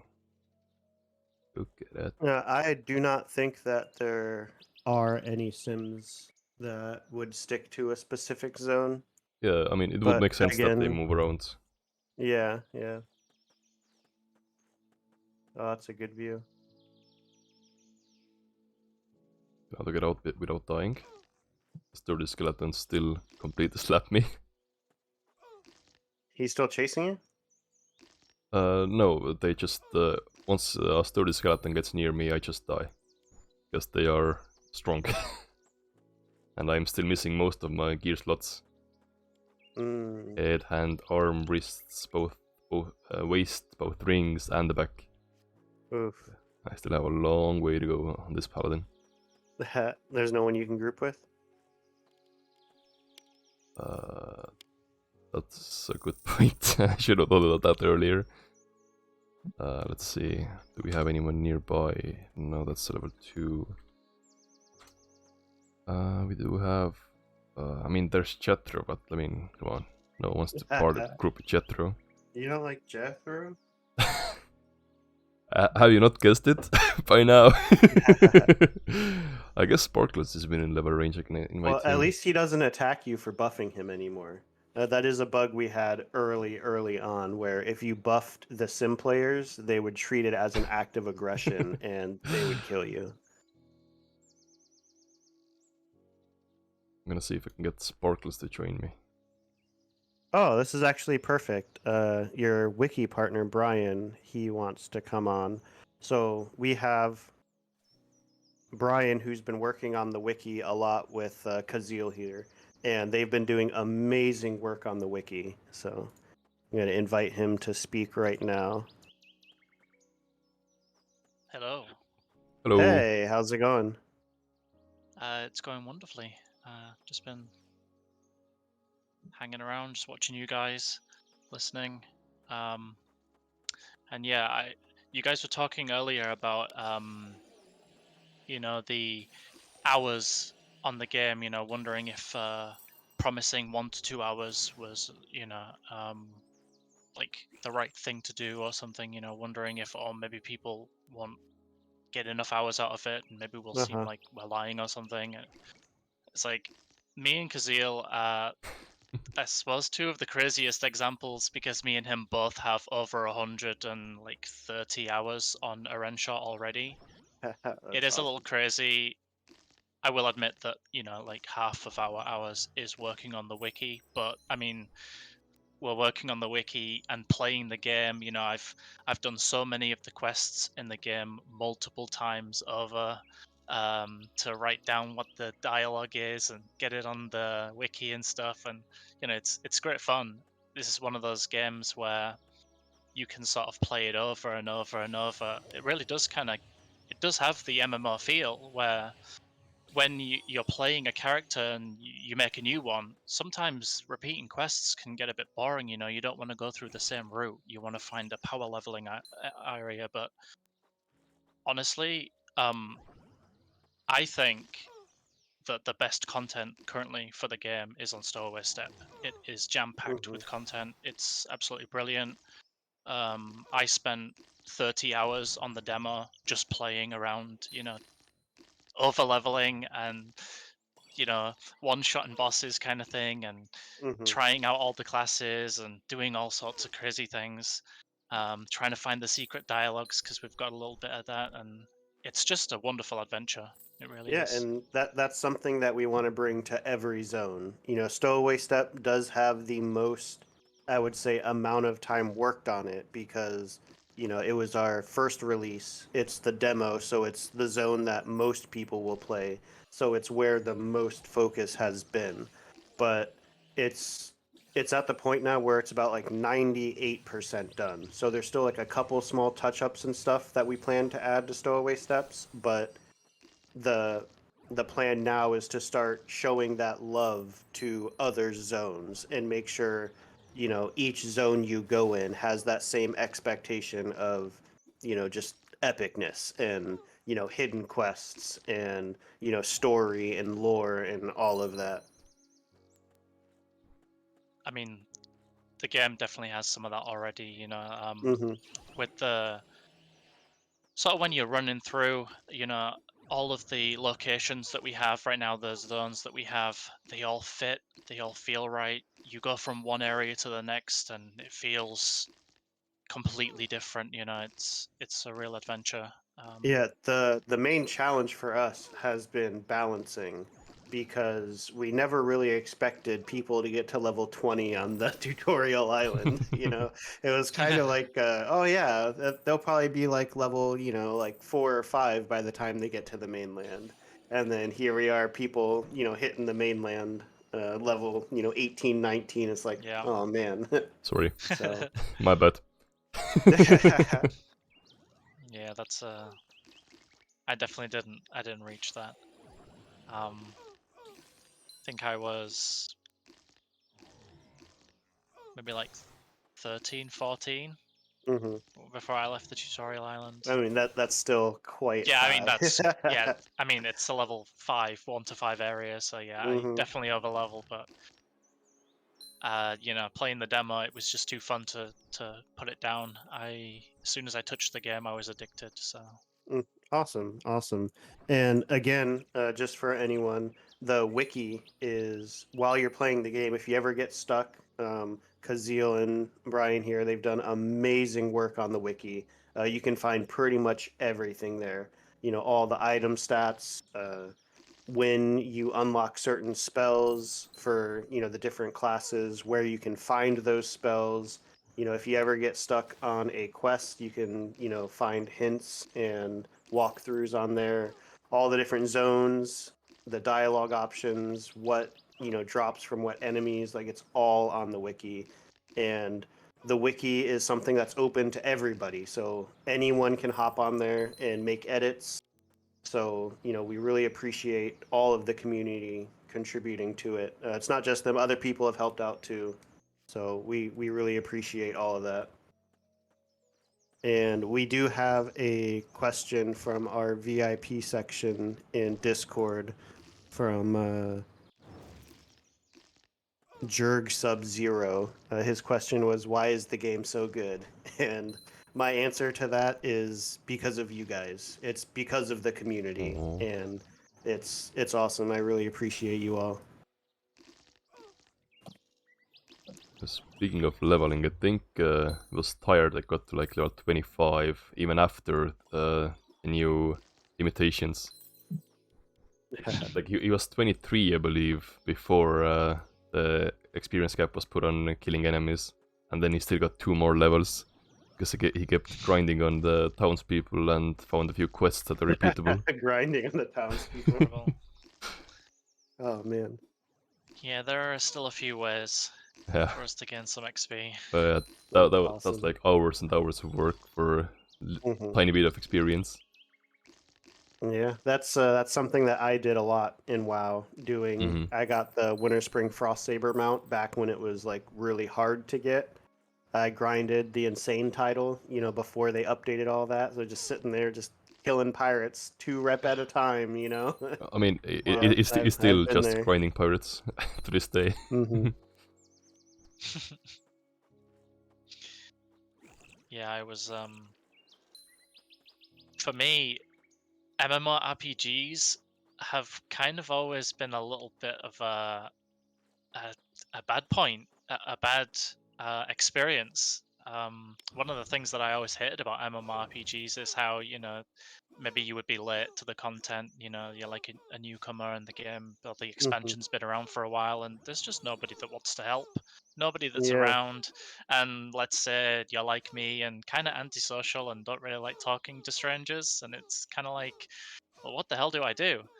And obviously, now we have an answer. You just play Erenshor Yeah. because Yeah. the simulated players are always willing to help as long as As long as you're nice to them. Yeah, But some of them, they will mute you if you're too mean to them. It's not permanent, but they might mute you for a couple of days if you're really mean to them. I tried being mean, but I think my insults were too advanced. Yeah, they all have their different personalities. So some of them are, I guess more susceptible to being mean to, but others will not take it lightly. So some of them might talk trash back to you. Some of them will block you. Some of them will just, take it. But going back on what you said with people not being willing to help in MMOs, that's something I've noticed a lot in the current version of World of Warcraft. Oh yeah. Actually, just a couple of days ago, I was playing on my shaman, trying to do a world quest to kill this elite boss, and I'm a resto shaman, so I'm not killing this elite mob by myself. And I'm just spamming chat, and after like 20 minutes, I just gave up because I couldn't find one single person to help me, even though, I see him flying around, I see him running around, I see people talking in chat, but not one single person could be bothered to come help me kill one enemy. And yeah, that's the current state of MMOs nowadays. yeah. It's a little tragic. Yeah, it's very tragic. But like you said, why bother with that? Just play Erenshor. I mean, damn. I was like, no one likes to play tank, so I decided, all right, I'll play tank. I'll get easy Mm-hmm. dungeons, queuing, instant queues, and that kind of thing. And then what Uh-huh. happens? You make one mistake, and everybody Yep, flames you. yep. You're just Like, instantly kicked wow. from the group and instantly replaced with someone else. And I'm like, There's well, no, there is no one to replace me. That's part of the problem. It's like they don't respect the guy who plays the role mm, that no one else wants to play, and then they won't yeah. even have enough respect to be like, okay, you made a mistake, no problem. They act Mm-hmm. as if they're too good. Yeah. Um, How but dare obviously, you try to learn something? You should just already know it. this should not be a trauma dump for me. I'm trauma dumping right now. That's okay. Like this is a real memory that I still have in my mind. Damn it! God damn it! Wow. Yeah. Yeah. But yeah, Erenshor is you know, it really is bottled lightning. It's a one of a kind game. It's trying something that I don't think has ever been tried before, which means it's leading the charge. And I think that this is a genre that should have been looked at a lot sooner. Uh-huh. We all love MMORPGs. This is why we're here. But we also love when the other people actually play with us and don't pretend we don't exist because what we Mm-hmm. want in their friend circle, or we're not higher level than them and we can't boost them and promise them best in slot gear. Uh-huh. Yeah, it's like I said, it's Erenshor is for people who love MMO gameplay but hate interacting with people, and it's so accurate sometimes. I don't know. That's a strange one. I always thought that that's strange because the community for this game is incredibly nice. So it's strange that if we really are like the World of Warcraft, the MMORPG sort of like outcasts, that really doesn't make sense because we should be the people that are playing with people all the time. Yeah. It's crazy. Mm-hmm. I do have another question from the VIP chat in Discord from Shrew. He said, "Are there any plans on placing Easter eggs for the epic over-level starter zone players, or anything silly to honor them?" My answer to that would be bug Brian enough, and maybe he'll put something in there. The wiki guys that are here with me, they named the town, so it's definitely something that's happened already in some sort of fashion. So if there's enough public outcry, it could probably happen.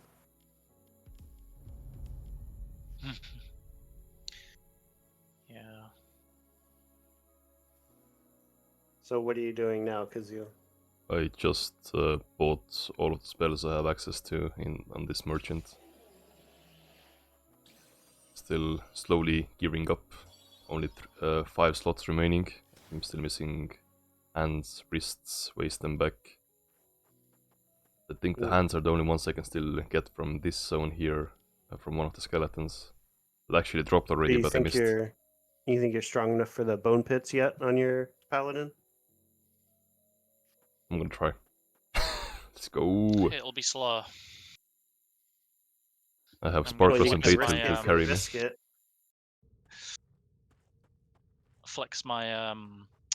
my degree in the bone pits and say that it's gonna be slow. Now I have sparklers and bait to carry me. Gonna be fine.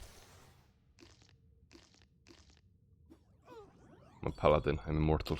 Can't die. Oh, and level up. Yeah, I used to run not that long ago. I would just constantly be running loops around the bomb pits. I would circle around back, you know where the captain is, Mhm. and then I would come back round the way that you can come back to the entrance, and then I would jump down the hole where the greater Sivakaya avatar is. Mhm. And I would just sort of loop the entire instance in a couple minutes, and just kind of feels like MMO rare grinding, because Mhm. we've got the rarity in this game that does exist in MMORPGs. You want that big cool item, well, you're gonna have to work for it because drop rates are low, and that's what makes things exciting. Yeah. That legendary chance to get that best in slot, and yeah, this goes back to what I was saying about the content that the game offers already. It's like it's all about how the player plays the game. There is enough Yeah. content for hundreds and hundreds of hours already. We've proved it, but it depends on the type of player you are. If you're like Kazil and you like playing all the classes, I definitely don't like doing that.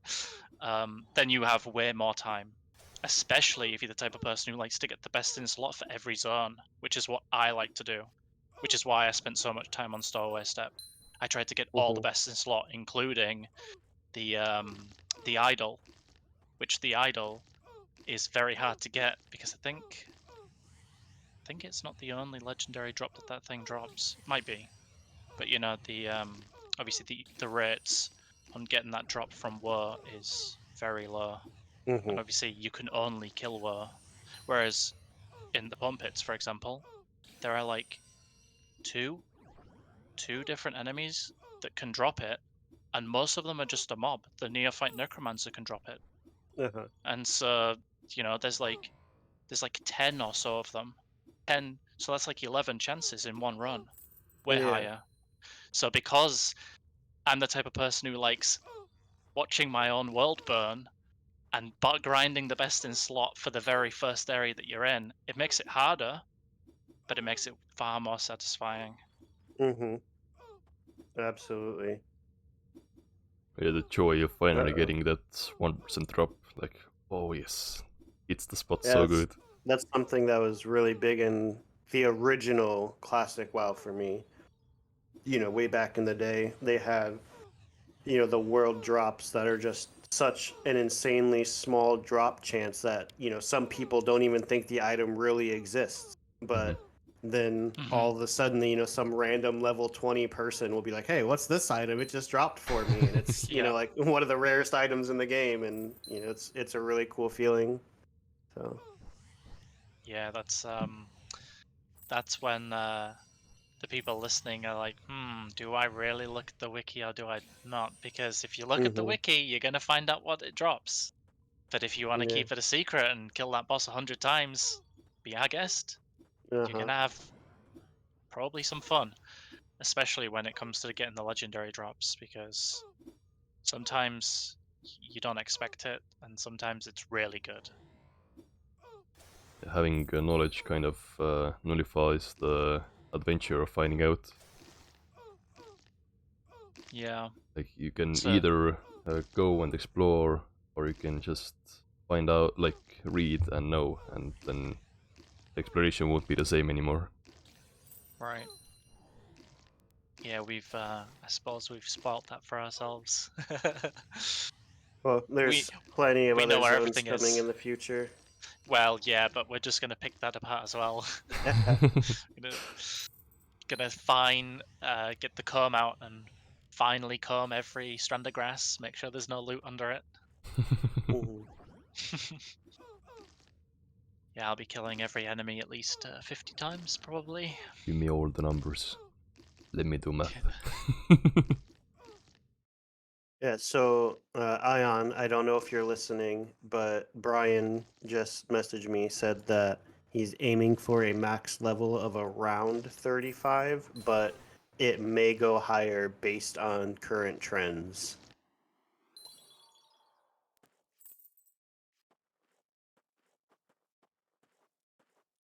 It's suppose it's also a good thing to note that currently, at least in the game currently, our strength comes mostly from our gear. Our level, obviously, um, I think it affects how much damage we take and how much damage we do, because the lower level you are from them, they have a higher chance of evading your attacks, but you have a less for evading theirs. So obviously the leveling, you want to get the level, but if you want the damage, you want the tankiness, that's Mhm. where all the gear comes in. So Yeah. yeah, there's a big And I noticed Cornflakes and not Zingrocks. You guys are in the audience in Discord. Did you guys have any questions that you wanted to come up or any experiences you wanted to share on stream? Or are you just kind of listening in on Discord?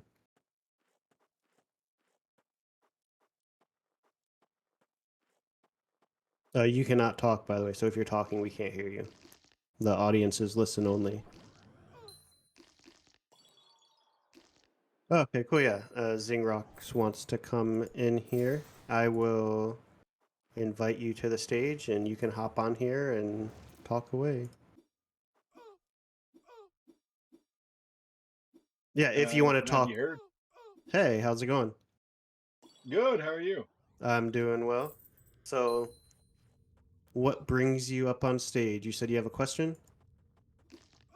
More so wondering where to put the questions, but Yeah, just tell I mean, us. regardless. Yeah, Ask yeah. us. Um, so huge fan of what's going on, right?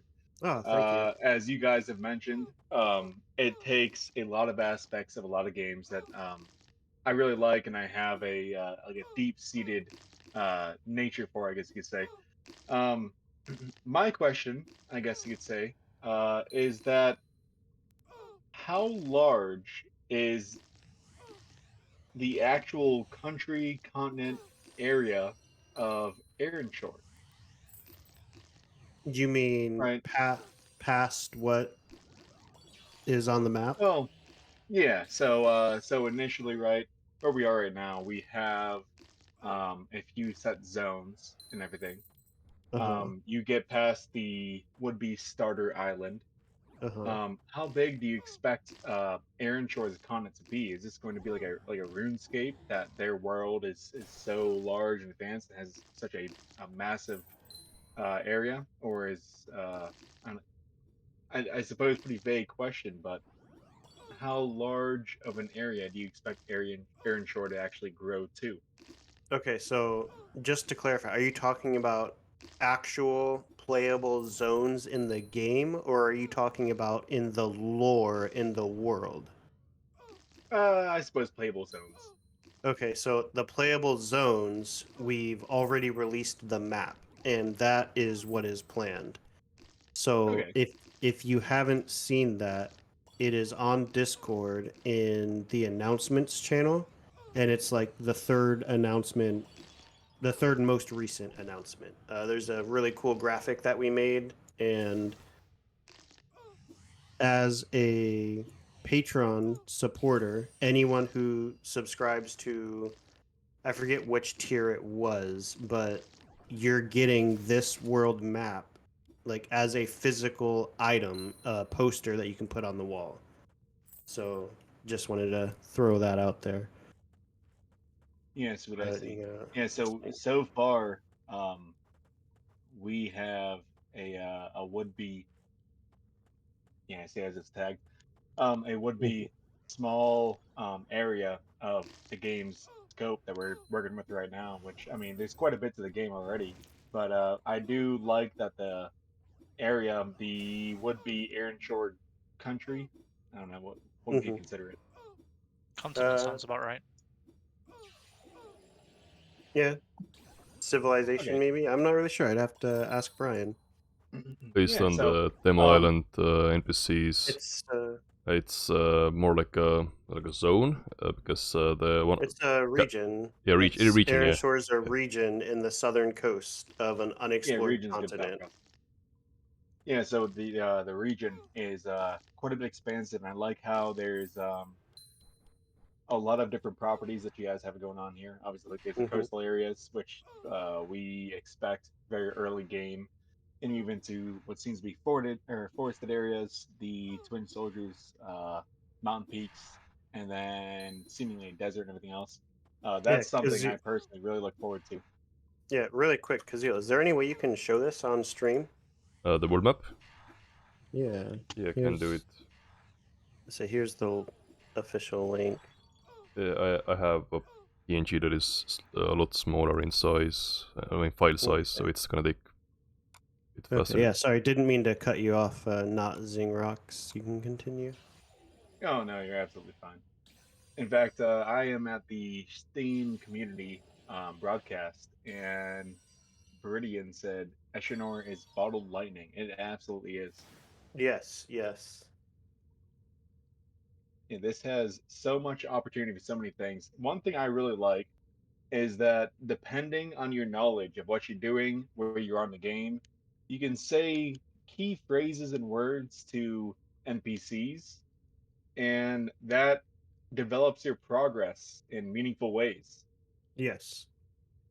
And there are some dialogue options that are, easy to see that are highlighted in chat, and then there are other ones that are actually hidden that aren't prompted in any way. You just kind of have to figure it out by typing. Oh, absolutely. I come over to NPCs and I start rambling to them. I'll just Hmm. start saying quest or work or help, you know what I mean? Just Hmm. some oddball things just in hopes that they maybe respond. And sometimes, you know what I mean, it comes in handy. It works out that Hmm. way. They do need help with something, and then I have a new quest or mission to do.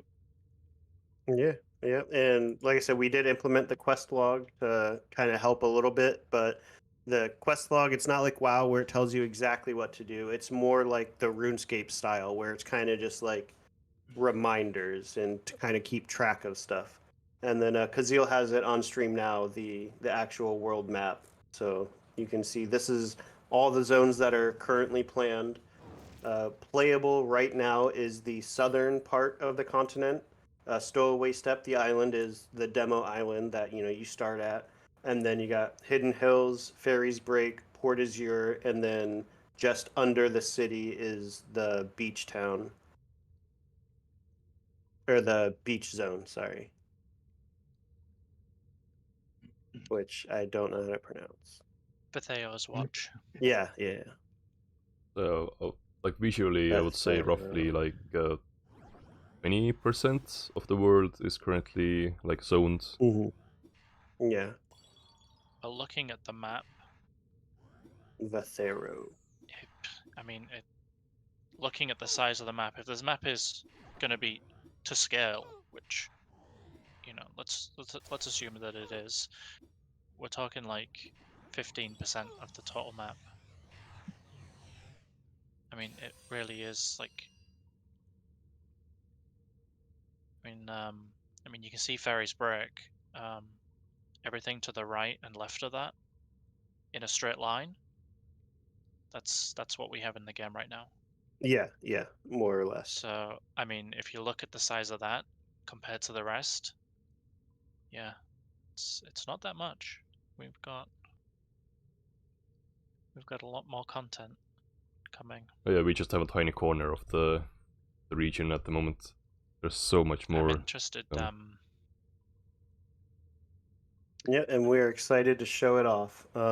It's not a reward anymore for the Patreon, but before we release to the public, everyone who was signed up to Patreon gets access as it releases. So in the future, we'll do more and more community streams as more zones become available.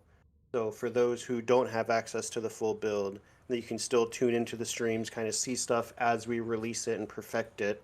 And then also in the future, like after Next Fest, maybe early next year, we plan on having open beta nights or weekends where we'll open up the game to everybody as a free weekend kind of thing.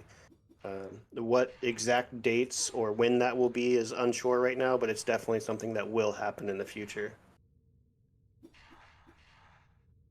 Yeah, so Richard, with new players coming along, obviously you start in Stowaway's Step, right? Yes. Um, what's the lore behind, if it is there, Stowaway Step, and obviously the island, the merchants, the ships, and everything being neglected from going to Erenshor, right? That's kind of like you don't. It seems like you're not allowed talking about it. Don't talk about it. Don't let the guards hear you say anything about it. You know what's going on with that? Just by royal decree. That's what the king Oh, I says. see. Yeah, interesting. Yeah. Wonder There's how been much a lot of. XP the king gives. I don't know. You might have to get through his guards first. Uh, but yeah, the only thing that's known is it's due to unrest, and that's what the king said. So that's something you'll have to discover throughout the story and the lore and everything. Yeah, I see. So that's actually a story-driven part of where you came from, and then now you're moving through. I see Erenshor is like it's the adventurer's dream, kind of, it seems. Yes. The land of opportunity. Yes. As long as you can make it to the mainland. Yeah, I see. I think it's known in the universe that Erenshor is the place to find all the magical loot. You know, the adventurers in the world are trying to get there to claim these legendary treasures. You know, the epic quests that all the classes have with these super duper, like what's that sword that the paladins get? Is it called like Flame Blade or something? Like, there's some epic sort of relic tier equips for our classes to eventually, you know, acquire.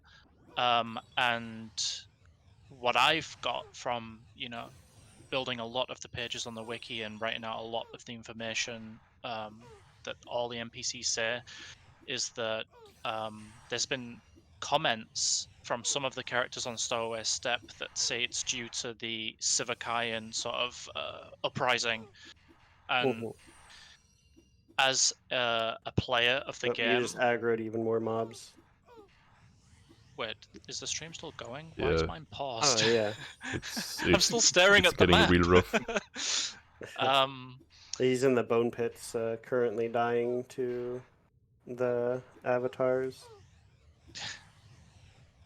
Sparkles has been at 1 HP like 3 times now. Yeah. They're hanging in there though.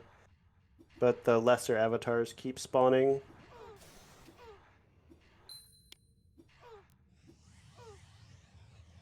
Yeah, I don't know if you have enough DPS to keep up with the respawns. Come on, Sparklers, Right. hang in there, hang in there. See, here's the thing: you'd be doing much better if you had Scrubby with you. That is true. But Scrubby is like level 20, so I can't invite him. That was close. Yeah, Sparkles was at like 1 HP again. So I have to say, it's much better being able to have. I apologize. It's much better being able to have some of the sim players come along with you on adventures and dungeon runs. Yeah. Just almost entirely due to them being able to aggro or pull, but that they can heal and buff you as well, which takes so much of a load off of you. Yeah. Oh, now you got a necromancer. Yeah, but And Shrew said you should have invited Jethro. no. If Oh, PvP dear. was enabled for Jethro, that would be my daily activity. Daily quest. In daily quest, kill Jethro. Exactly. Yeah, so those of you that don't know, Jethro is one of the early sim players. He was in the first like iteration of sim players. And anytime we had a bug, it was always Jethro related. And we don't know why, we don't know how it worked out that way, but it just seemed like every bug that happened involved him somehow.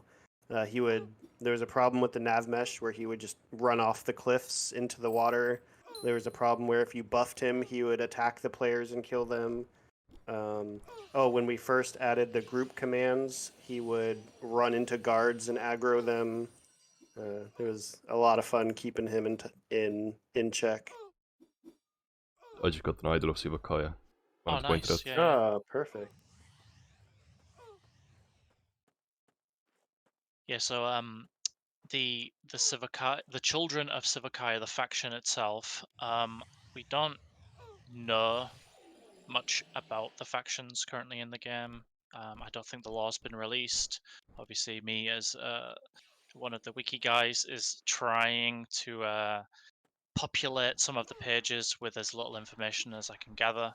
Mhm. And the bone pits is very much connected to the Yeah. children of Sivakaya. Pretty much every enemy in here is some kind of reanimated corpse, and it seems to me as a fan of the game and a player that the Sivakayan people are like necromancers who are bringing the Mhm. dead back and that kind of Yeah. thing. And um, yeah, so what they were saying on the Stowaway Isle is that the Sivakayan uprising is causing a lot of problems and is some reason why they're stopping people from going to the the island, the Mhm. mainland. Yeah. But So they're often necromancers and other forms of undead, such as vampires and specters and stuff like that. They're they just like to cause chaos. They want to bring famine and war and suffering to everyone. And yeah, they're just the bad guys. Also, going back a couple conversations ago about you said Erenshor is like the place where adventurers want to be. It's yeah, because Erenshor's main export is actually a very valuable mineral, and that right. mineral is what's used in like the creation of like magical jewelry and weapons and all of that stuff. So that's kind of like the resource of the land. I'm gonna make a guess. You talk about Elderstone, right? Yeah. Yeah. Yeah. I was kind of excited for the Elderstone mine just because of that. Hmm. Um, How kind do of you know about interested that? in. I'm the wiki guy, man. I know everything. Yeah, that's great. Yeah, I mean, I spent way too much time reading just about everything. So, Mhm. if anyone needs an expert on the game, sadly, maybe not sadly, my brain's full of a lot of information, and that's where I Mhm. put it all on the wiki. Awesome. Which we really do appreciate, by the way. Yeah, I mean, it's a pleasure. Something I really like too is running around. For instance, Fairy's Break. Right, your character eventually reaches a level that most of these monsters here that used to cause like a little bit of terror with you um, are now not so much of a problem for you. And then you run into one of the raiders from one of these factions, Yeah, and they are just completely unstoppable to you. And it kind of tells you that there's a larger force going on, and obviously the factions and everything else. That there's more to it than just you waltzing around. yeah. Um, yeah, there's an NPC in Fairy's Break. That's one of the more recent additions. I think she got added in with the Sivakayan Raider that roams in the break, and she talks about um, it being strange that the military force has been sort of pulled back, and everyone else is just kind of left on their own, with the Hmm. Sivakayan Raiders just roaming around, which is very unusual. So it's like, yeah, the whole mainland is kind of in a bit of a predicament. It seems like They got something else going on somewhere else. perhaps even that the king and whatnot cannot defend the entire. It's so bad that now they must just defend their own kind of thing, and it's like Hmm. everyone else is left to fend for themselves because something's going on, and it's kind of unstoppable, perhaps. Yeah. So I mean, this is just from me playing the game too. There's a lot of Hmm. lore to grab here and there. I guess you Kind of know, makes you wonder how you're going to fit into the whole story, huh? right. Well, Yeah, absolutely. You have this outskirt town that's been theoretically abandoned, and you come across this one outlier of an enemy, this raider here, and he's completely unstoppable to you as you go about your business, as you typically would anyhow. And then you come to learn, as you mentioned, that this town's been abandoned, and there's nothing that the people there can do about it. And they're just hoping to make it along. yeah. Yeah, it seems like all the other factions just seem to be fending for themselves and just trying to get by. Hmm. Obviously, we'll have more information as more things come out, but Whoa, Speedy. I do think that is about what we have as terms of law. Yeah. If there's anything more, I'm sure I'll dig it up. But There will be more in the future, that's for yeah, sure. right now the Savakayan people are the scary ones. Keep away from them, especially with the fact that that enemy is just called a raider. I mean, that's just then that it's cannon fodder. We just Hmm. got obliterated by cannon fodder. So like, Uh-huh. okay. And Sivakaya is the goddess of war. Is there gonna, and we've seen avatars in the bomb pits. Hmm. Avatars of are they called avatars of Sivakaya? Apparition, I Yeah. think, was it? The No, Yeah, larger big one. apparition. Big Yeah. one is apparition. What was the small one? Let me have a look. I'll pull up the wiki just Yeah, to be speaking sure of I the know what I'm wiki. talking about. I was literally just finding them and I already forgot the names. It's just like it makes me wonder an apparition of Sivakaya. That's the But big one. Yeah, the does that lesser mean it avatar. is Sivakaya? Because it made me think, like, if there can be avatars, then can there be an avatar of Sivakaya, like the goddess? Because I'm wondering now if the apparition is actually Sivakaya, Hmm. like a lesser projection sort of thing. Yeah. Who knows? Yeah, That'll absolutely. Yeah, all be part of the future. yeah, Maybe once we go into Next Fest, Brian will be here and he'll be doing a dev stream. So you can ask him about all the future plans. He can go into much more detail about stuff than I can. yeah. Perhaps we can nerd out about the game. Hmm. Yeah, You I might be fully agree. surprised with how much I know. I think being a non-human avatar kind of invokes the question of an avatar of what, you know, they're being controlled or mimicked or embodied by something. So what are they trying to what are they attempting to make really, you know? Hmm. Yeah. They're probably trying to summon the god himself, Sivakaya himself, Herself. herself. Yeah. Yeah.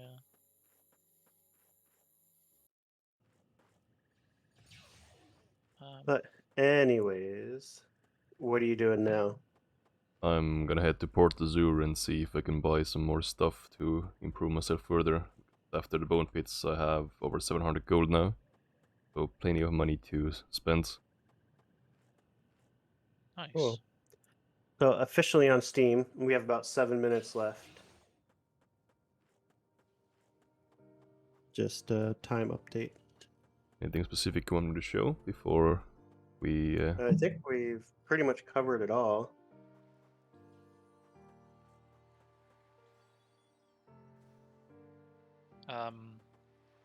Very if anyone excited for Drakengard. has... For what? Drakengard.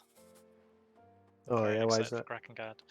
I don't know. It's just you know, it's the getting to know more about a faction, right? You know, if when Mm-hmm. we can get in there and sort of see what's going on with the Molleray faction.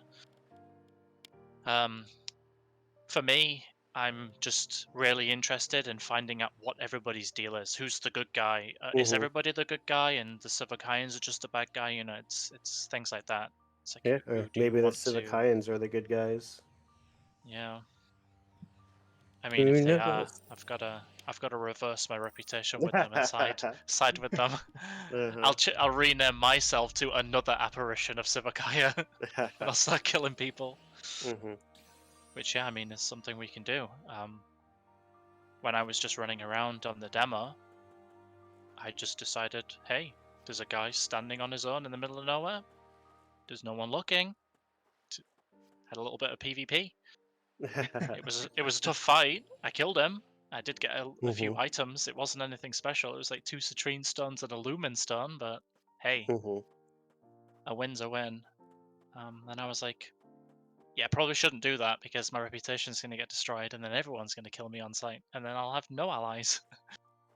Yeah, that would So not be good. once again, you get that feeling.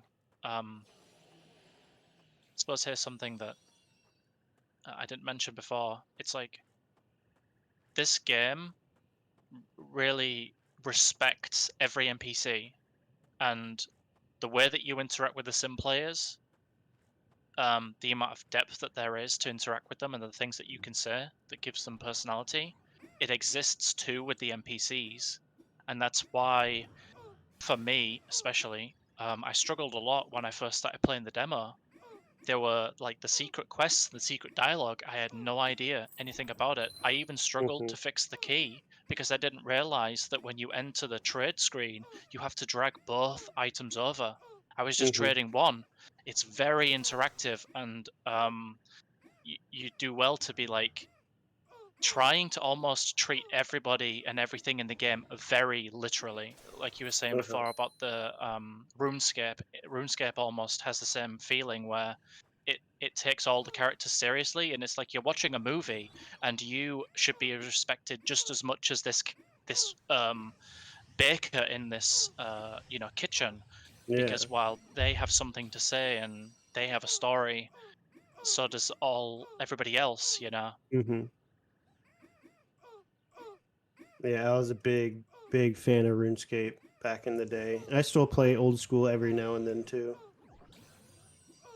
Yeah, I played it a little bit. I I'm a was real big fan of the quests in RuneScape and how, like you said, it's not just super straightforward. You know, you have to read between the lines and you have to figure stuff out for yourself. yeah. Big fan of that. Yeah, I Yeah, exactly like you guys are saying. I do like that you have multiple options of how to complete a quest at any given time. It's not just you have a singular direction for the only way you can do one thing. You Mm-hmm. have it's open to however you interpret it, and you can complete it how you like. Yeah. Oh wow, that's a rare drop. Nice. Oh, what'd you get? I missed it. He A got the bag bag of of fairy fairy dust. dust. I was paying That's attention to the legendary. kitty. I think that's a legendary drop. Very nice. Um, But cool. With that, I say we can pretty much end it here. Yeah. Say a very good overview. Sparkles is off fighting something.